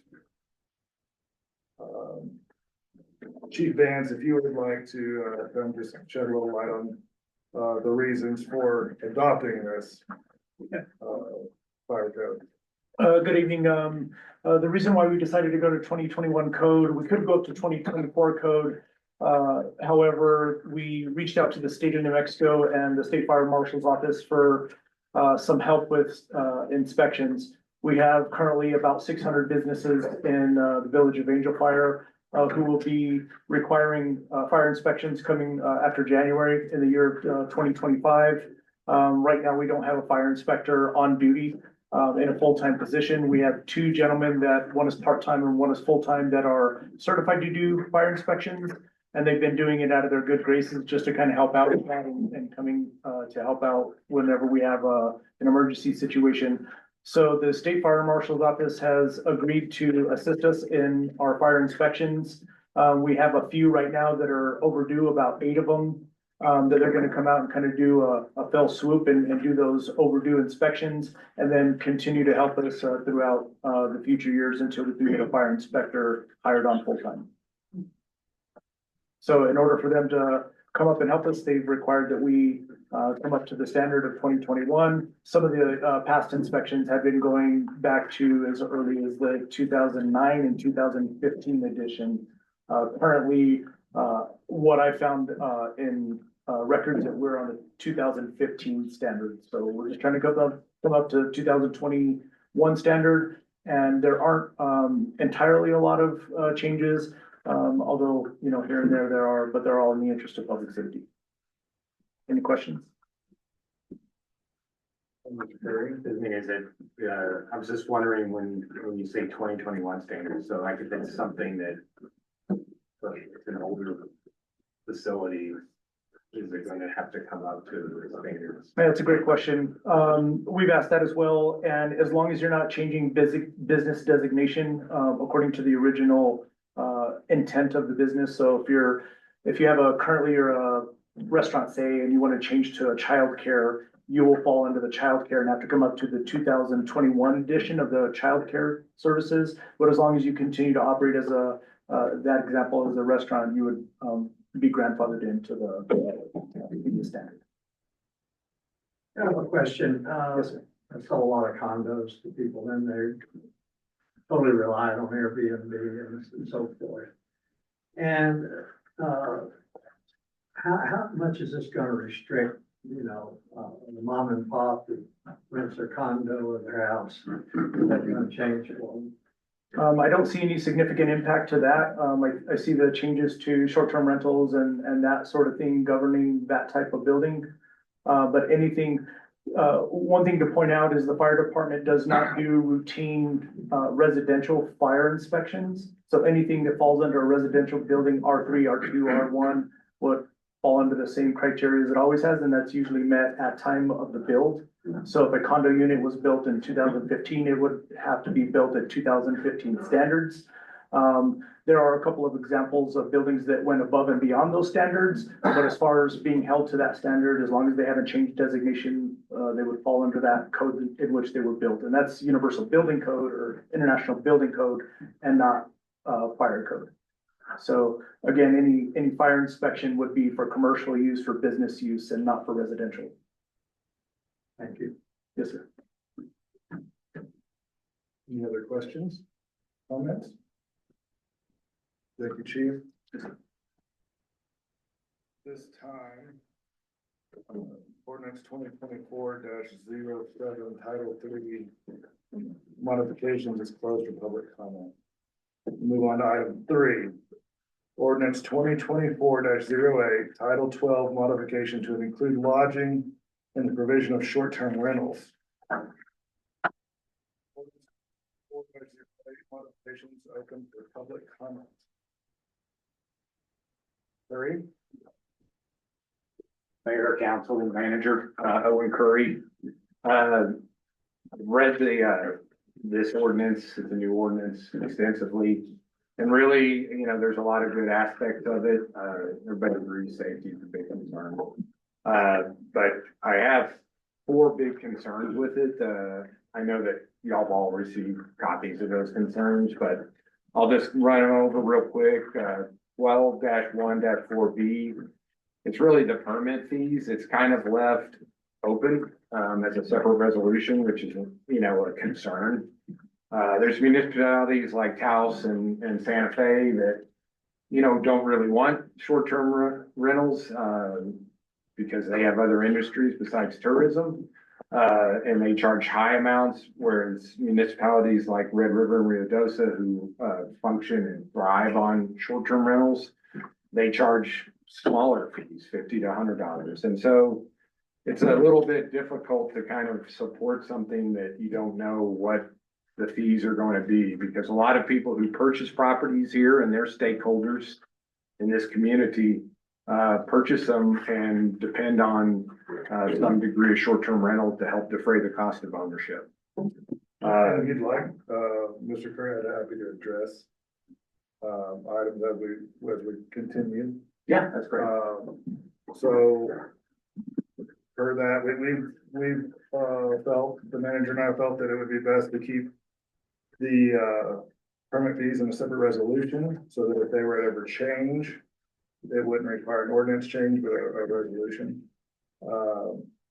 We agree that short-term rentals are a very large contributor to our local economy, and we are not wanting to discourage them whatsoever. This ordinance is way overdue. I challenge you to find any community that has the level of short-term rentals that we do that does not have a short-term rental ordinance.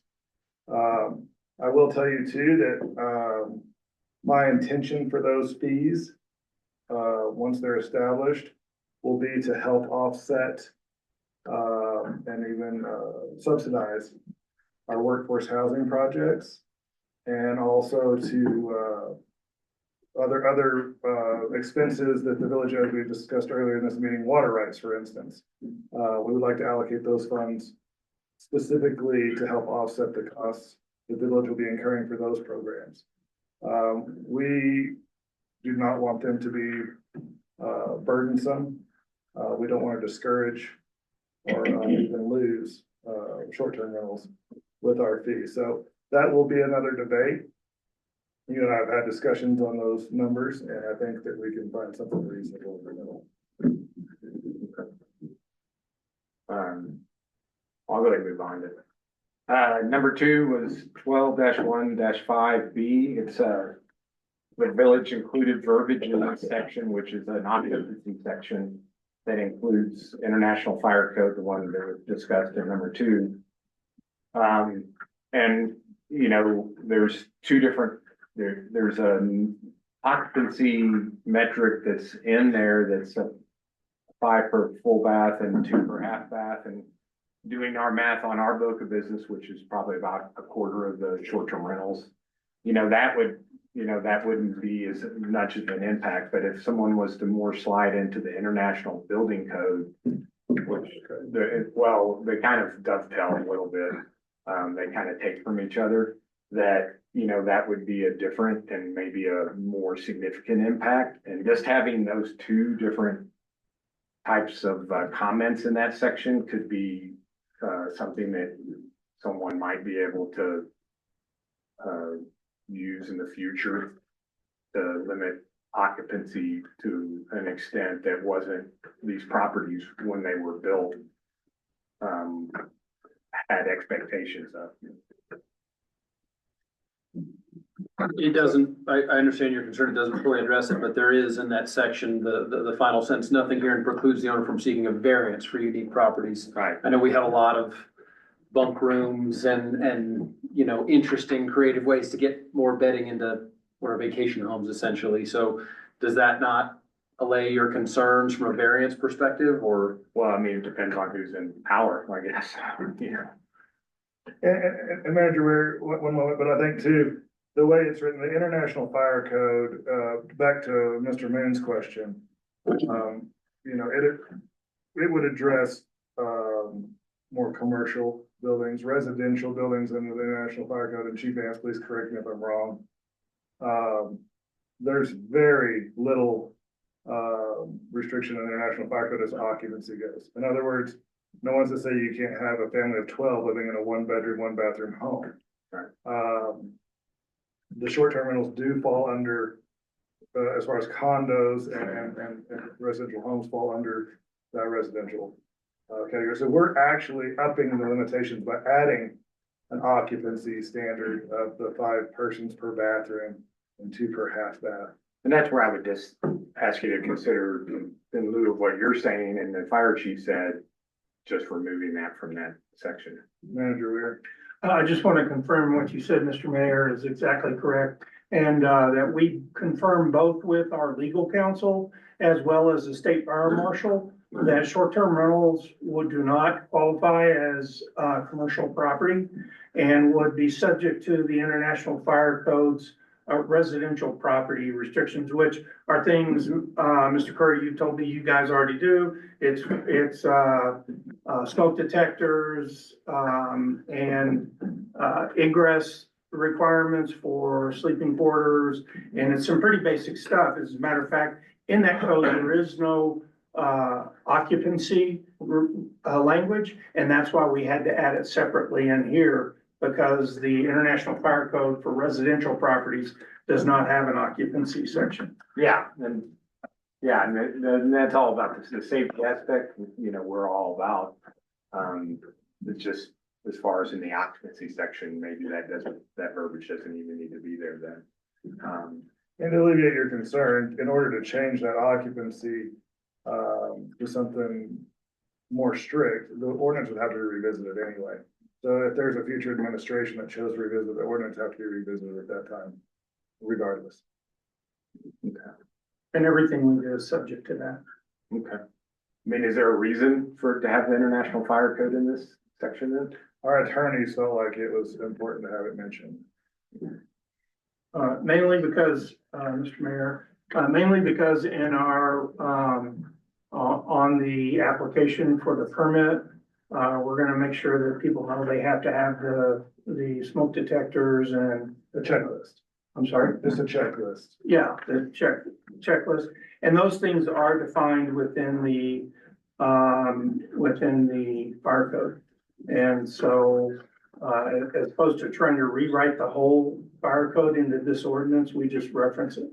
Yeah, because I mean, number 4, I was gonna mention there is 2-1-5 F, which is fire inspection requirements. And I guess that's where that's kind of addressed the IFC. So I'm not really, you know, because in there, those are requirements.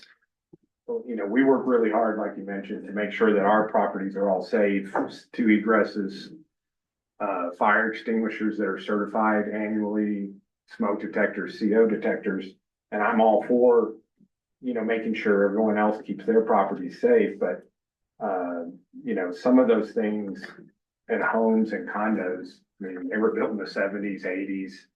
It's gonna be a basic checklist, and I think, after our private discussions, what you require from your properties, it's gonna resemble what we're trying to avoid. Obviously, carbon monoxide, we wanna have, not avoid, but we wanna have working smoke detectors, carbon monoxide detectors, fire extinguishers. What we don't want is bunk beds in closets and things like that. So, there will be a checklist provided, that will need to be gone through. Chief Vance has agreed to allow, applicants to self-inspect. And there will be do's and don'ts. The fire department will reserve the right to do random inspections, to just make sure that people are complying. But what we don't want to have is overburdensome timeframes, hinder folks from, and exorbitant costs moving forward. It's gonna be basic safety that I think your company already adheres to. Okay, yeah, and that's probably the only other aspect about that is the timely nature as far as if people are already in operation, not saying, oh, you can't operate until you do this inspection. And, you know, And this, that's exactly what we want to avoid. yeah, and this whole ordinance is coming probably at the worst possible moment as far as, you know, where next week is beginning to be. Somebody drug their feet getting this put together. Busiest time. You've had 8 months to help us get this done. Hey, And, I submitted what I thought was a very good ordinance and, you know. and that's where we got started. So here we are today. Probably the fourth one now is 12-1-5D, which is parking. And this is the one that I think is just really unworkable from the standpoint that it says that every dwelling must have 2 parking places per dwelling plus 1 per bedroom requirement. So literally no single condo or townhome community in Angel Fire would meet this limitation. You know, some of the houses would, the majority of them might, but just to say because the house was built without those kind of requirements that you're not allowed to have your property in a vacation rental, versus just using our current village ordinances that don't allow for parking on the road. I've personally gotten a ticket for doing that. I'm not sure why we need something like this, which is not really workable with our community. And I would have to agree with that statement, that the goal of the parking is to keep people from parking on the roads. And I think the way it's written is burdensome not only for the applicant, but also for the village to enforce. And so the ultimate goal is to keep people from parking on the streets. We all know why in the wintertime, it's hell on Director Epler, to get the roads cleared. And there's also safety concerns, that Chief Hogrefe have identified from parking on the roads. That is the ultimate goal. And so I would encourage the council to look at that and simplify that. Manager Weir? Yes, Mr. Mayor, council. So, based on feedback that we received since, the ordinance originally went out to the public, we have had legal counsel draw up additional language in regards to that issue. It is in, the version that is in your printed packet. It is different than what was in the original electronic packet that was submitted to the council, last week. But this is what the language that we added to address the condo units. It says, for properties within multifamily zones, parking shall include any designated on-site parking plus arranged, dedicated, and adequate off-site parking. Off-site parking plans must be submitted for code administrator approval. So basically what this means is that the condo units, multifamily housing, they'll be able to use whatever parking lots they currently have designated. And if those parking lots are not sufficient, they will be required to have an off-site location for additional parking. And that will have to be brought before the code enforcement officer and approved, which as long as it's reasonable parking somewhere, we're not gonna disapprove it. We just need to know where it is. Because if we're dealing with the citizenry or with tourists that are parking on the streets and we can't plow the roads or potentially causing some sort of hazard, we need to be able to go to them and say, oh, look, you're staying in this unit. This is where you're supposed to park. And so we added that language to accommodate that concern. Would the metric still be 2 per dwelling plus 1 per bedroom? No, it changed in the multifamily. So Manager Weir's point. But to that point, I personally feel like the legalese is all there, but the goal is to keep people from parking on the road. I would like to shift the burden in the ordinance to the property manager, to the condo association, to get the message to the tourists that they cannot park on the road. And If that's they what, make other arrangements, We don't have to know about it. It would be good to know. But the goal is to keep them out of the road, and I don't think we need to make this overly complicated, in my opinion. Yeah, and I would agree from the standpoint that, let's say, a 3-bedroom house only had 3 parking spaces. Like, we would tell them, there's only 3 parking spaces. If Right. you're bringing more than 3 cars, you need to find alternative arrangements. You can't park on the street. And again, that's your responsibility as Yeah. property manager, the Airbnb owner, yes. Those are the type of things that I would like to, when it comes to parking, maybe help simplify for both our sake. So the sentence in question, the minimum number of required on-site parking spaces for short-term rental units is 2 per dwelling plus 1 per bedroom. It is not specified whether that applies to multifamily or single family. Is that language still in your latest draft? No, that is in the latest draft, and, let's see, on-site parking and short-term rental located. And Yeah. so this is new language. It says, on-site parking, required, all parking associated with short-term rentals for single-family homes located in residentially zoned lands shall be entirely on-site in a garage, carport, or driveway. No parking shall be permitted in yards or on any site not designated or customarily used for parking. There is no on-street parking allowed. The minimum number of required on-site parking spaces for short-term rental units for single-family homes is 2 per dwelling unit plus 1 per bedroom. Then it goes on to say for properties within multifamily zones, which I previously read to you. Well, so the single family language you just read, we have several homes on downhill slopes that have 2 parking spaces total. They may be 5-bedroom homes. So are those homes precluded from ever being short-term rentals per that language? They would have to make arrangements for enough parking in order to rent those houses under this language. That is correct. And as the way it's written, that manager is absolutely correct. My point is, if we just tell, there's no on-street parking and it's the owner's requirement to notify their guests, you can have, if you meet the occupancy requirements, but this is also how many parking spots there are, period. Right. To avoid on-street parking. Because, Mr. Mayor, I can tell you, and I think Chief Ogriff can attest to it, that we have people that come into a 3-bedroom home with 6 cars and they're parking on the street. And especially in winter conditions, it becomes an extreme hazard. For sure. And, so we have to have some level of control over that. Because you can tell people, oh, you know, you can't do it. But then the visitors come in and they do it anyhow. A lot of times we found, in many situations, short-term renters will come in and rent something and, not give the full details, let's say, to the property management. The property management has no idea that they were bringing in 6 cars. So there needs to be, something that we can do to enforce this, and there needs to be, so we need to have some sort of leverage to enforce. I don't disagree. I've turned in a short-term rental across the street from me for 3 trucks and trailers and side-by-sides all over. I mean, I'm right there with you that for all the reasons we know, we don't want the cars on the street. But I guess my point is that same home, as the way this is written, cannot even apply for a short-term rental permit.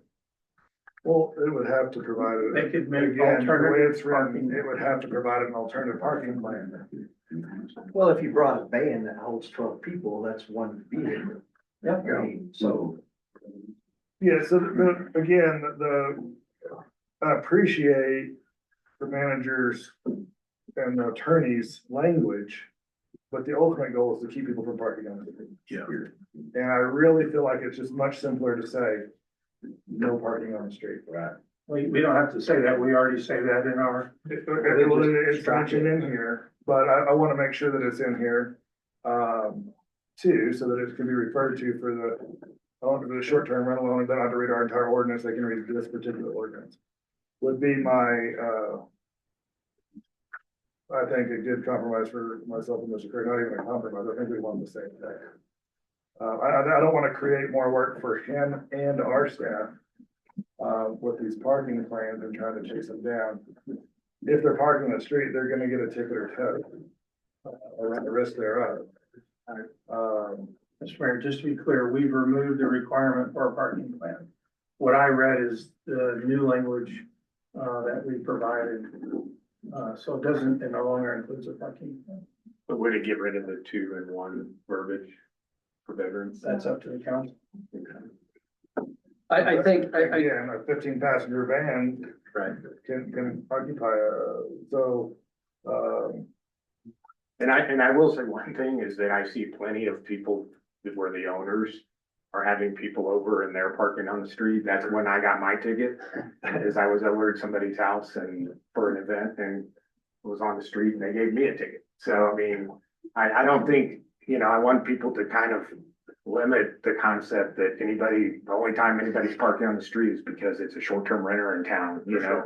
Or anybody speeding in the road, it's a short-term renter. but it's you know? because we're addressing specifically a short-term Right. rental ordinance. But to Manager Weir's point, we don't have to put that in this ordinance because it's already in ordinance. Right. But I wanted to make that information. I think we're all kind of saying the same thing. We want to make this as easy as we can to Right. accomplish the goal of getting the cars off the road. But we also don't want to make it so cumbersome that we have language that can't be satisfied somewhere along the way.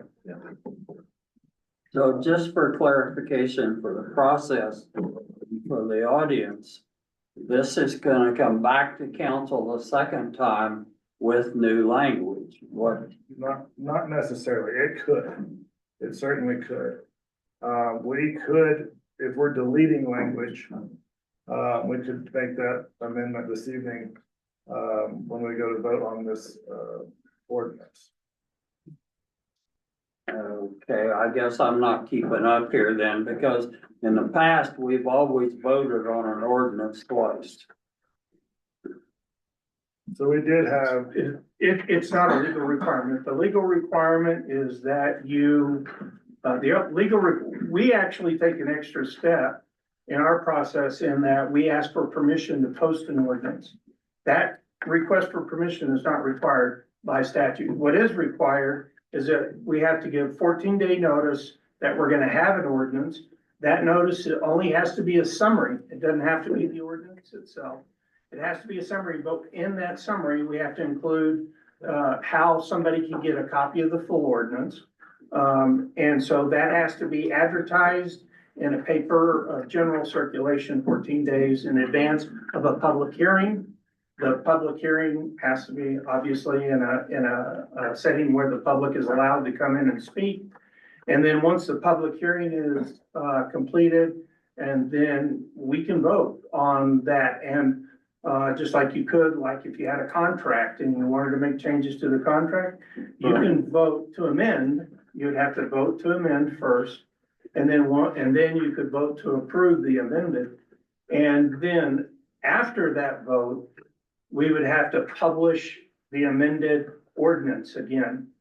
But the ordinance wouldn't go into effect for 5 days after that publication. And that's statute. so, Mayor Pro Tem, this could be, passed this evening with amendments. As far as, Mr. Curry's concerned in these comments that we've had, I don't think we haven't discussed any other amendments other than perhaps amending the parking portion of it. And it's basically to strike language, as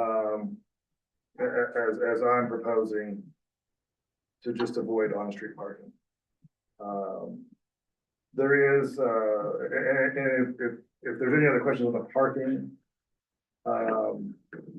did you have any other concerns in addition to the parking? The only one was the one that was brought up to me, and it was 12.1.5C, which is, it references advertising. And, you know, like we put signs at our properties just so that people know who to call if there's something happening. I'm assuming when they say advertising, they mean they don't want, you know, one of those big advertising signs saying short-term rental, you know, like the ones you see in the front of the businesses, and not just letting people know. Because frankly, to be a property manager in the state of New Mexico, you have to be a licensed realtor, and we adhere to the realtor signs representing our fiduciary contract that we have with the homeowner.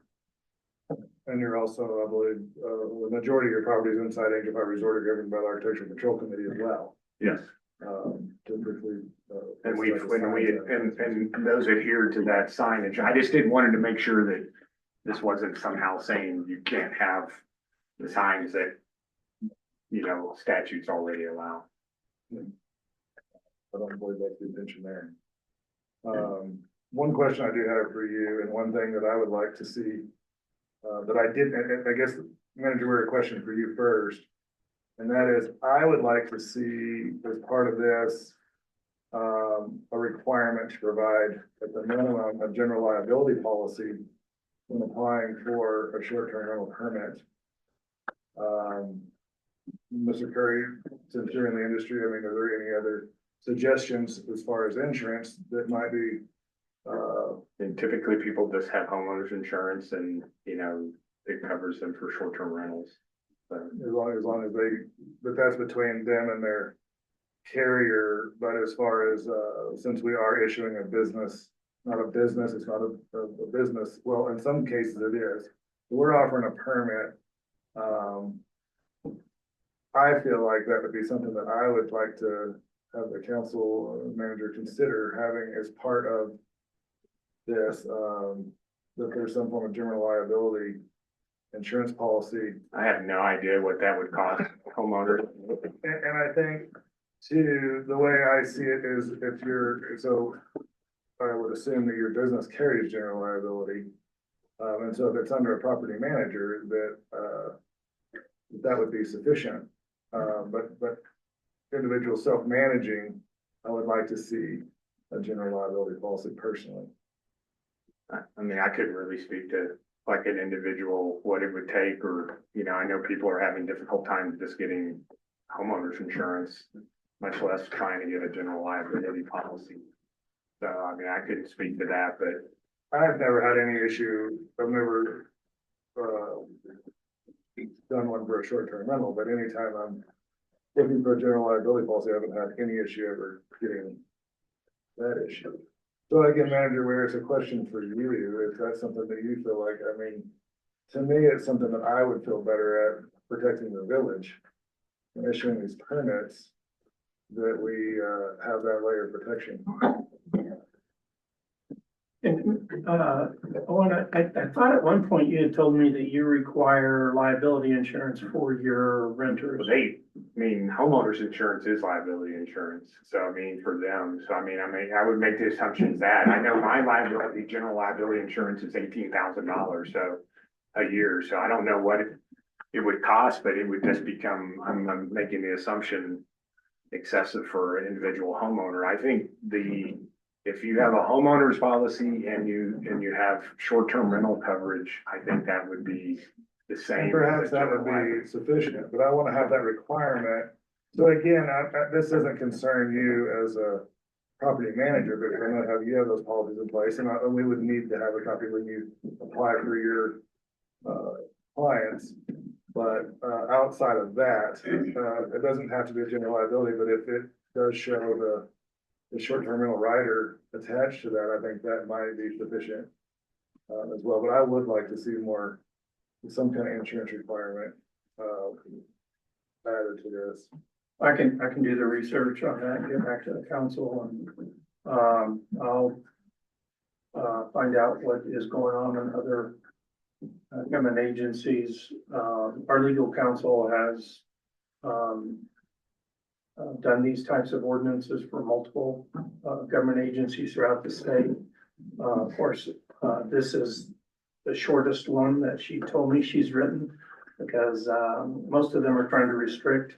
We're one of the unique government agencies that's not trying to actually restrict the use of short-term rentals. So we'll find out what other language is out there for you, and I can get back to the council on that. This is an important ordinance, and there's important as it is to get it in place. I would like to make the suggestion when it comes time to approve it, I think we should revisit it one more time and possibly with the resolution for the permit fees as well. That's just my personal take on this. We want to get it right. Yeah, Mr. Mayor, I agree. That would work fine. I mean, the reason that I didn't present I actually have a draft of the, resolution that would do the fees, but, I wasn't sure how this would change. Right. And then we would have to change the resolution, so I just thought if we could get the ordinance done first, we'd follow with the resolution, on the fees and stuff. Because we do want to keep fees out of ordinances, just because it's so hard to change an ordinance, and resolutions can be changed much easier. But, if that's what you'd like, I'm more than happy at the next meeting to look this up, address the concerns that you've expressed. I do need direction to, are we looking to strike, 215D? Or are we looking to modify that? And then, on 215C, where it says, there any advertising mechanism, do we need clarity on that? I mean, I do think the intent is exactly what the mayor said. We don't want the big balloons going in people's yard, hey, come rent me, type of thing. That was the intent there. We didn't mean to, like, I know you have your signs up and other, property managers do. This is a, Angel Fire, this is resort property rental or whatever. Our intent was not to impede that. And again, I don't think that this language would, because you are following the zoning ordinances related to real estate signage. So that was not our intent. Our intent is to get, somebody putting up some big gaudy sign or something that says, come rent me. I would say for D, the parking's, and I'm reading off of mine, but I think if you terminated that section after there is no on-street parking and simply followed up with, parking violations shall be caused to revoke short-term rental permits, and then dump everything after that with the calculations is a much cleaner map. I agree with that. Chief Holgrave? Thank you, Mr. Mayor, Council Manager. Talking about the parking thing, I just want to remind everyone that we have the Uniform Traffic Code adopted by ordinance that already has parking violations enumerated in that. So perhaps under the portion that says no on-street parking, and add to that in violation of that uniform traffic ordinance. I don't recall, it's like 12.9.12.1 or whatever it would be, to give specific of what is interfering with traffic flow, even without signage. It still can be a violation if it interferes with the motoring lane of traffic. So I would just wanted to suggest that. Mr. Mayor, Chief, if you could, email that to me tomorrow. Got it. Thank you.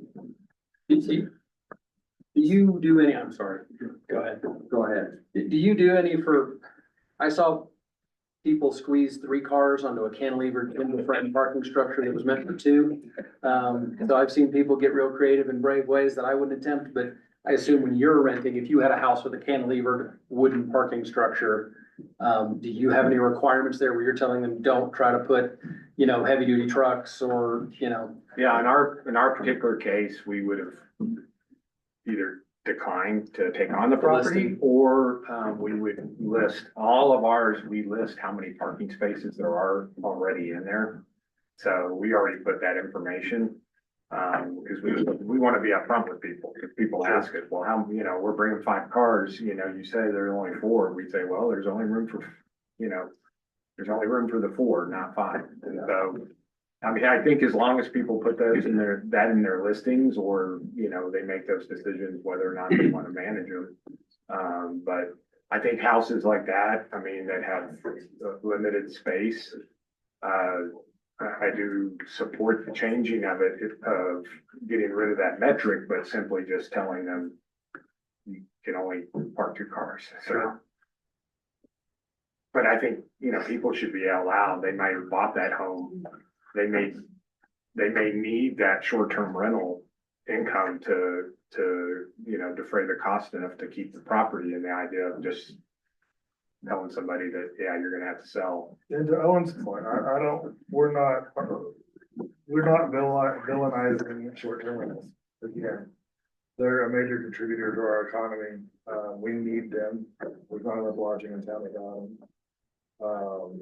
And to his point, just the costs of, the homes in the valley, as we all know, have escalated, by as much as 100% or more in the last several years. People's salaries have not, and they still want to be a part of this community and have a place here, but some of them, have to have that short-term rental income to be able to own a property here. And, so again, I just want to make sure that everybody understands that we love and support our short-term rentals. We just want to, finally get our arms around it. This is something that was not this particular ordinance, but one similar to it was drafted and ready to be approved back in 2019 and never went anywhere. So it's something that's just way overdue for a community. That has as many short-term rentals as we do. Well, great. I'd be interested in giving input in the alterations. One of the questions I'll probably have to do once this gets adopted is, what's the time frame for owners to come into compliance and submit for their permits to?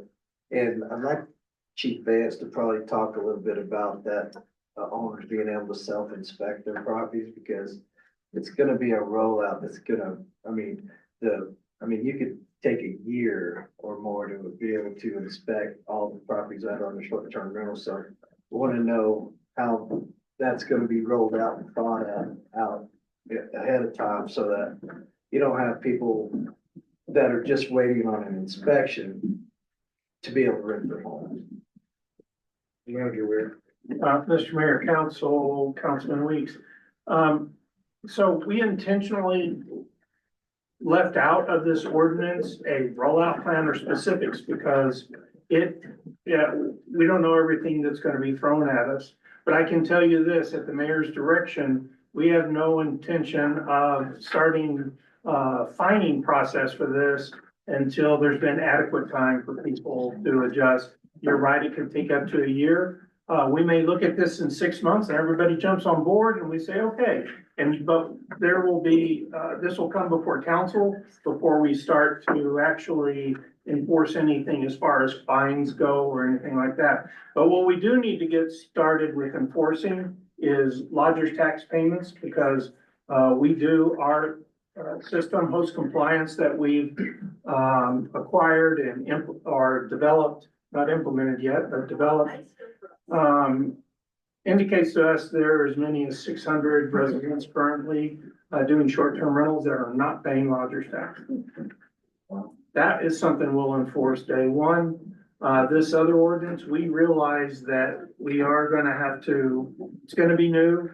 We're not gonna be unreasonable. We're gonna try and make sure that, that we treat our public fairly, and that the council has input into when we would actually start doing any rigid enforcement. And to alleviate some of the other concerns, and then before Chief Vance comes, again, that was the reason he suggested, and we latched on to the self-inspection. We don't want a backlog of inspections. Chief Vance will reserve the right to do random inspections. But we don't want to make this a difficult process. We don't want to financially burden anyone to hold up their permit. Yeah, and that's why I brought it up. I don't know how many people are zooming in tonight, but that's probably one of the. Yeah, no, we want to work with them to roll this out. I'll also say that I've directed, Director Ralph to, see it on the village website on the main page and create a bold heading, on the very main page that will, answer questions and navigate through this process. I just wanted to add one more thing. I would like to have some verbiage about the sports facility fee that. It's been added. It has been added.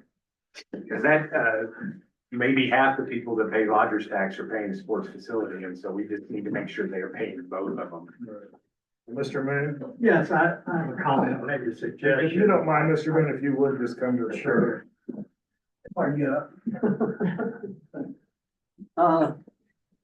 I just have a suggestion, and I'm just thinking while we're talking here on general liability, policy, I think that's gonna be a non-starter for a lot of people because once you ask for that, you know, you may have to meet inspections and so forth. So, and I don't wanna kill the golden goose here, and, you know, but I think you might consider while you're discussing this and talking about an ordinance, what about the village, paying out of the lodger's tax, a general liability that will cover general liability policy that will cover short-term rentals. And that wouldn't put the burden on the renters and then you would know you had coverage. If you say, well, you have to have coverage, I mean, people just won't comply like they park on the street. Well, again, that's the reason for the ordinance though, so that we have some mechanisms to enforce. So again, I'm not suggesting. I'm just putting it out as a I agree, suggestion. and I think to Mr. Curry's point, maybe the general liability wasn't the right way to go, but I do think at the very least, a short-term rental rider, in my opinion, would be something that I'd like to see. And I feel like that the owner should have, in their best interest as well. Oh, yeah, they need skin in the game. I just, Yeah, I appreciate the comment. It's worth, just looking further into. okay, thanks. Yes, sir. Mr. Mayor, council, members and Mr. Manager, first time I've ever spoken ever in my life to political. Would you mind stating your name? My name is Chris Leaf, and I'm owner of one of the condos in Redwood Commons. I'm also on the HOA board, although I'm not here in any HOA capacity, but it's interesting to hear these things that may come back to affect what we have to do with our condo owners. I'd like to thank you for the conversation on this. Several questions that I had have been addressed. I don't want to repeat everything, but I'd like to just make sure that you would understand. Another voice says with the parking, I think there may be some flexibility required. I know we have to address that within the HOA. In the busy season, some people turn up with one car for a condo, and probably only 10 of our 28 condos are full-time residents. The rest of them are owner use only at the peak seasons, or they are rentals. Okay, so we have times when it's busy, and we have to say that there people think there's designated spaces for themselves. We have to say no. You use a space that's free, and we have some overflow areas. So it's not designated parking spaces. There's sort of a flexibility. We do find we have enough space for all the cars when all the condos are used at Christmas, New Year's. And I agree that the real issue here is that we seem to have concluded that the parking on the street, clamp down on that and find people. Personally, I'd be concerned about losing my ability to rent my condo out. I use it myself a lot, but I also rent it out for about 4 or 5 weeks a year. I wouldn't like to lose that ability just because one of my tenants acted so irresponsibly. I'd like them to be penalized for acting irresponsibly, not me, but I can understand there's two sides to that argument, okay? I've got a question if I can, the previous motion, we discussed the International Fire Code, and I don't think I completely understood, but I thought I heard the fire chief say that there'd be sort of grandfathering for uses. And I'm thinking about the 12.1.15B and the possible requirement for one occupant for 200 square feet. Is the comment from the fire chief applicable here that if my condo was built in 79, maybe rented, at least by me, if not by the previous owners, at least by me for 6 years, if not the previous owners for much longer, is there any grandfathering on that application of the International Fire Code? Am I just completely misunderstanding something? I'll let Chief Vance address that for you. Yeah, Thank you, gentlemen, lady, for for listening to me. Thank you. I think the short answer, I hesitate to use the word grandfathering, although I did stand up here and use that. But again, the state fire marshal and us being an agent of the state fire marshal are not going to inspect a home and enforce occupancy requirements from previous codes. It's not part of the fire department's inspections for residential fire inspections. There's not such an animal. Again, the state fire marshal and the Village of Angel Fire Department will focus on businesses and inspections centered around businesses, and anything that is related to the short-term ordinance that the language comes up with is outside of our purview. Now, if that type of language is in there in the short-term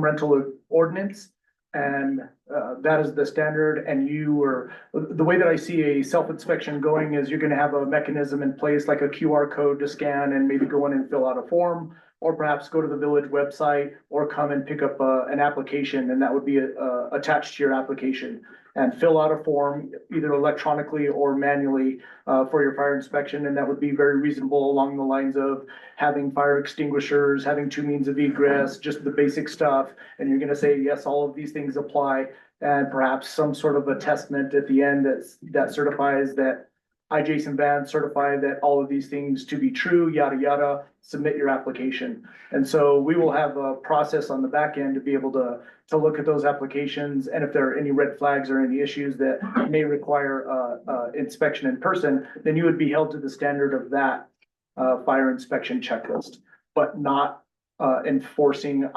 International Fire Code, et cetera. So, and to help clarify something, if you don't mind, if you could describe your condo, how many bedrooms and bathrooms is your condo?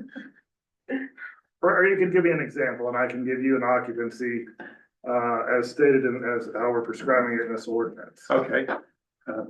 Sorry, do you want me to stand here? I know of another condo in the complex that has 2 bedrooms and 1 bathroom, as do many of the condos in Redwood Commons. They maybe have 2 king beds or a king bed, queen bed, and then they have a sofa that's a sleeping bed, so they. So how do you have 6 students. So that's what you advertise as 6, and under this ordinance as it's written currently, you'd be allowed to have 5.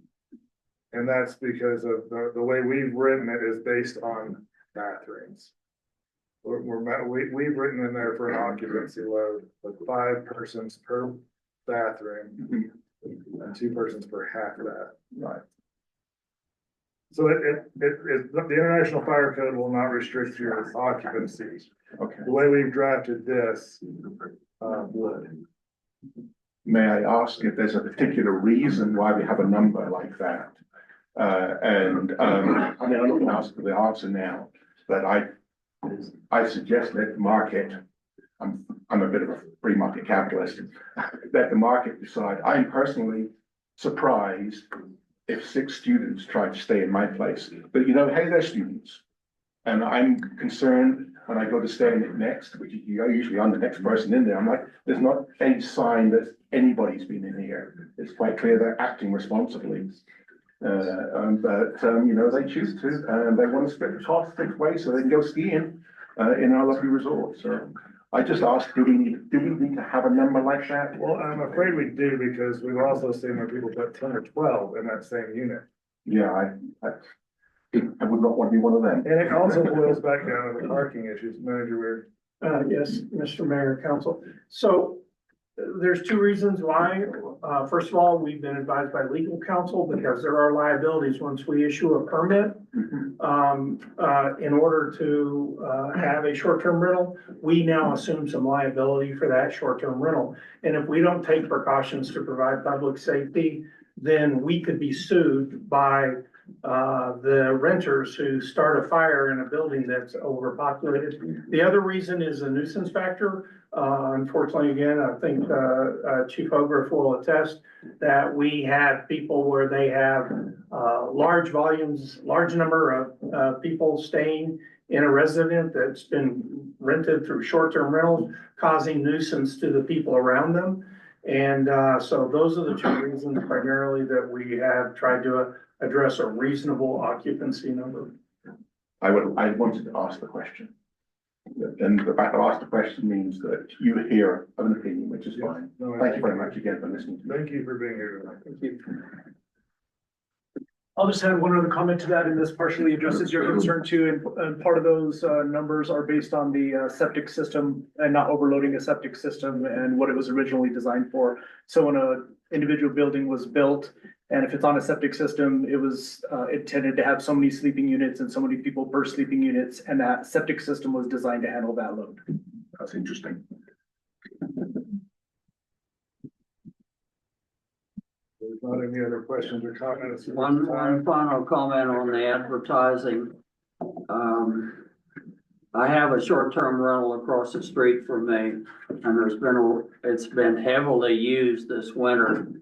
And because it's been so dark here this winter, I have people up and down the road 3 and 4 times figuring out where it is.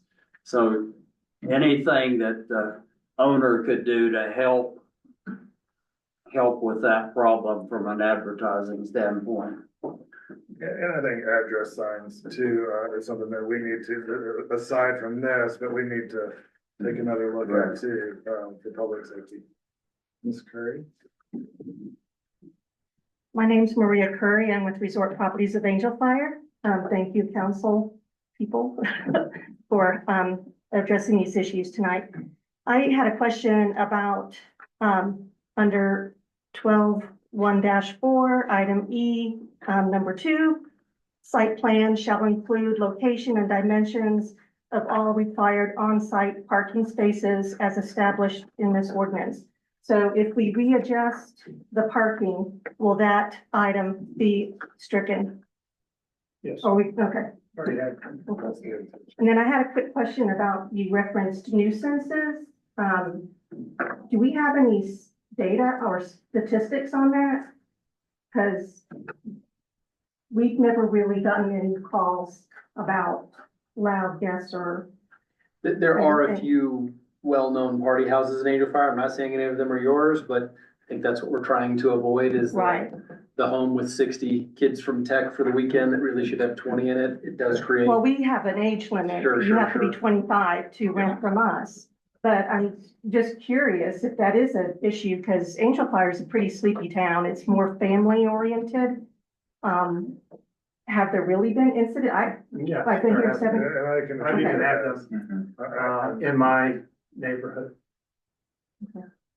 Personally, but there are incidents. I don't want to say it's a lot, it's Yeah, well, I significant. just. But I mean, when I'd they like to do back it up occur, with they can statistics be, if this is it. they can be, and, this was before Chief Hogriff was hired, but, we have had to have the police respond to those types of scenarios. And there wasn't a lot that the police could do other than maybe fight at that point a noise ordinance.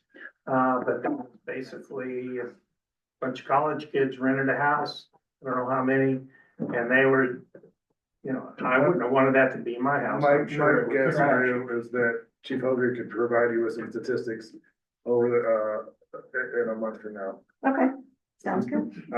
over just the Christmas break. Yeah, I would I be think curious to see it. They'll be responding. Yeah. All right, thank you. Thank you. Anything further?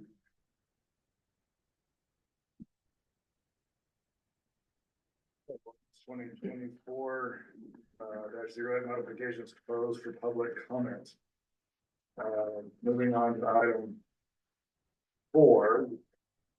Under J, ordinance 2024-09 personnel ordinance. 2024-09 modifications open for public comment.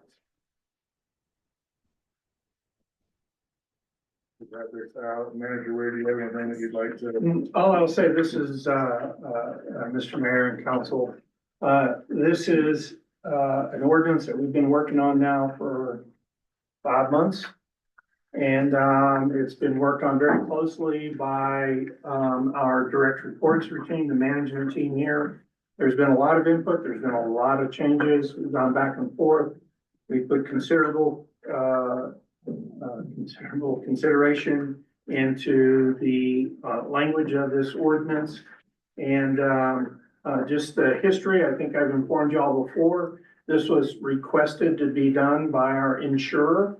After a lawsuit that we were involved in, relating to a personnel issue, our insurer said, you guys gotta update this, this isn't right, and blah, blah, blah, it wasn't good.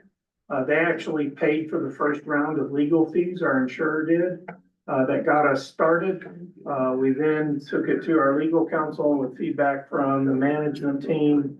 We basically come, with a lot of negotiating to compromise on the, items that are in here to be our new personnel ordinance. So this will provide some things. There are some things in it I would, that we've added that, I would like to make the council aware of if you haven't seen them already.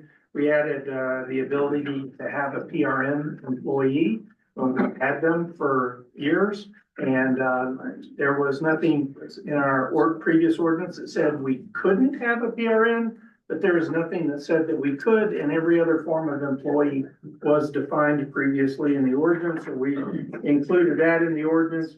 We did, as the council requested, increase the compensation for working on holidays, from 8 hours to 12 hours, as previously directed by the council. That is in here.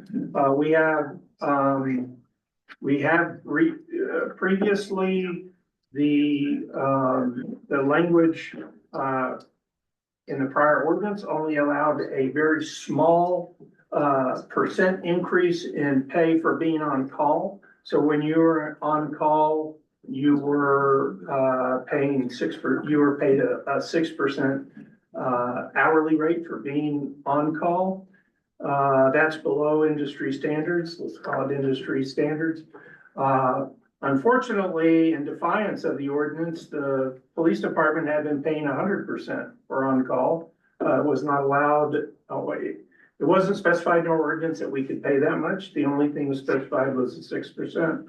And so when we looked at all of that, we went back and forth, we came to a compromise at a 25% rate that people will be paid of their hourly wage. They'll be paid when they're on call, and that's when they're on call and they're required to respond within 20 minutes. And they have a lot of restrictions. They have to be available by phone. They can't consume alcohol, and so on.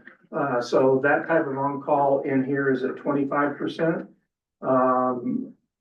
Which is actually an increase for everybody except the police department. We've also have so we changed the snow policy. So before, when we shut down the village for non-essential personnel, the essential personnel had no benefit other than getting paid for the hours that they work. So we don't close the village lightly. It's for public safety reasons that we close the village, or staff safety, I should say. But we do require essential personnel to come in anyhow, even if it's dangerous. And the essential personnel that came in, other than the hours they worked, which could very well be their normal hours at a normal rate, they didn't really receive any significant benefit. Although the people that weren't essential, if they came in, they would get extra hours because they would get compensated even though they came in. Anyhow, it was a system that I thought actually benefited the wrong people. And with today's technology, most of our staff, at least administrative staff, can work from home because we only have one person left in the village that doesn't have a laptop computer, and we are working on replacing that right now. So by the time this goes into play, all of our staff that utilize computers will have laptops, and they, with the technology you have and the workflow we're implementing, they'll all be able to work from home. So we changed this wasn't in the prior ordinance. It was a policy established by the prior manager, but we've included it into the ordinance now. And basically what it says is when the village shut down, people that are not essential will work from home. We fully realize that some people can't do their jobs from home, but they will be available in case they're called. One of the aspects of the snow or the village closure policy is that managers on an as-needed basis can determine that a staff person that normally is non-essential can be essential based on the emergency.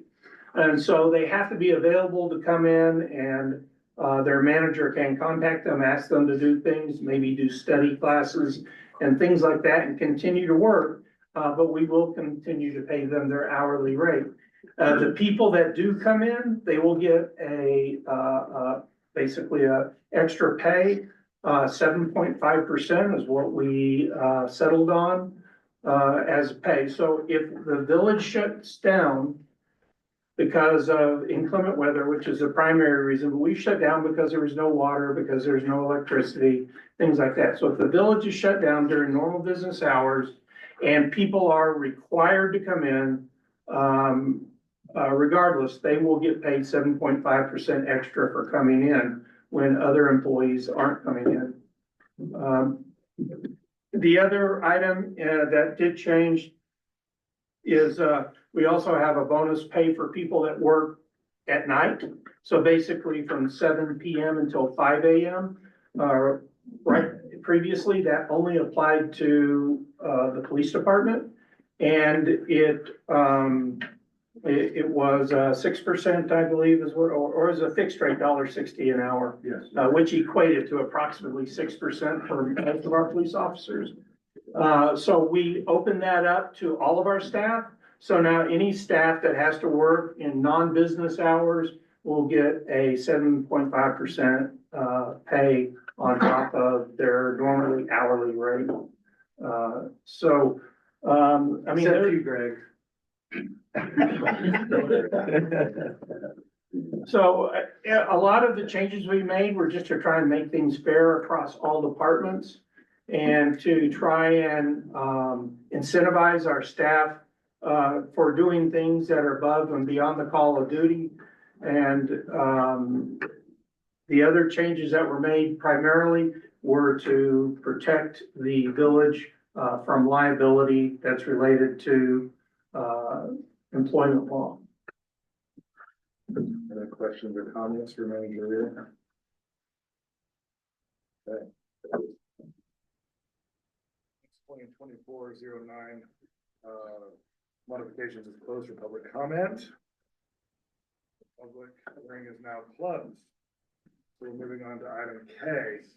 I'd like to open discussion to approve ordinance 2024-06, which was the Title III modifications to lodgers tax applied to short-term nightly rentals. Is there any further discussion on that ordinance? If not, I would ask Mayor Pro Tem to make a motion. I make a motion to approve ordinance 2024-06. Second. Roll call vote on item K. Mayor Pro Tem Howe, Aye. Counselor Humbert, Aye. Counselor Crane, Aye. and Counselor Weeks. Aye. Pass. Moving on to item L, I'd like to open discussion to approve ordinance 2024-07. That is the Title IV adopting 2021 Fire Code addition to the International Fire Code. If there's no further questions or discussion, I would ask Mayor Pro Tem Hal for a motion. I make a motion to approve ordinance 2024-07. Second. Roll call vote on item L. Mayor Pro Tem Howe, Aye. Counselor Humbert, Aye. Counselor Crane, Aye. and Counselor Weeks. Aye. Pass. Moving on to item N, I will open discussion for, to approve ordinance 2024-08. Ordinance 2024-08 is Title 12 modification to include lodging and the provision of short-term rentals. With discussion open, I would like to hear from the council as to how they would like to proceed on this ordinance. Mr. Mayor, I'd like to make a motion to postpone this to a subsequent meeting.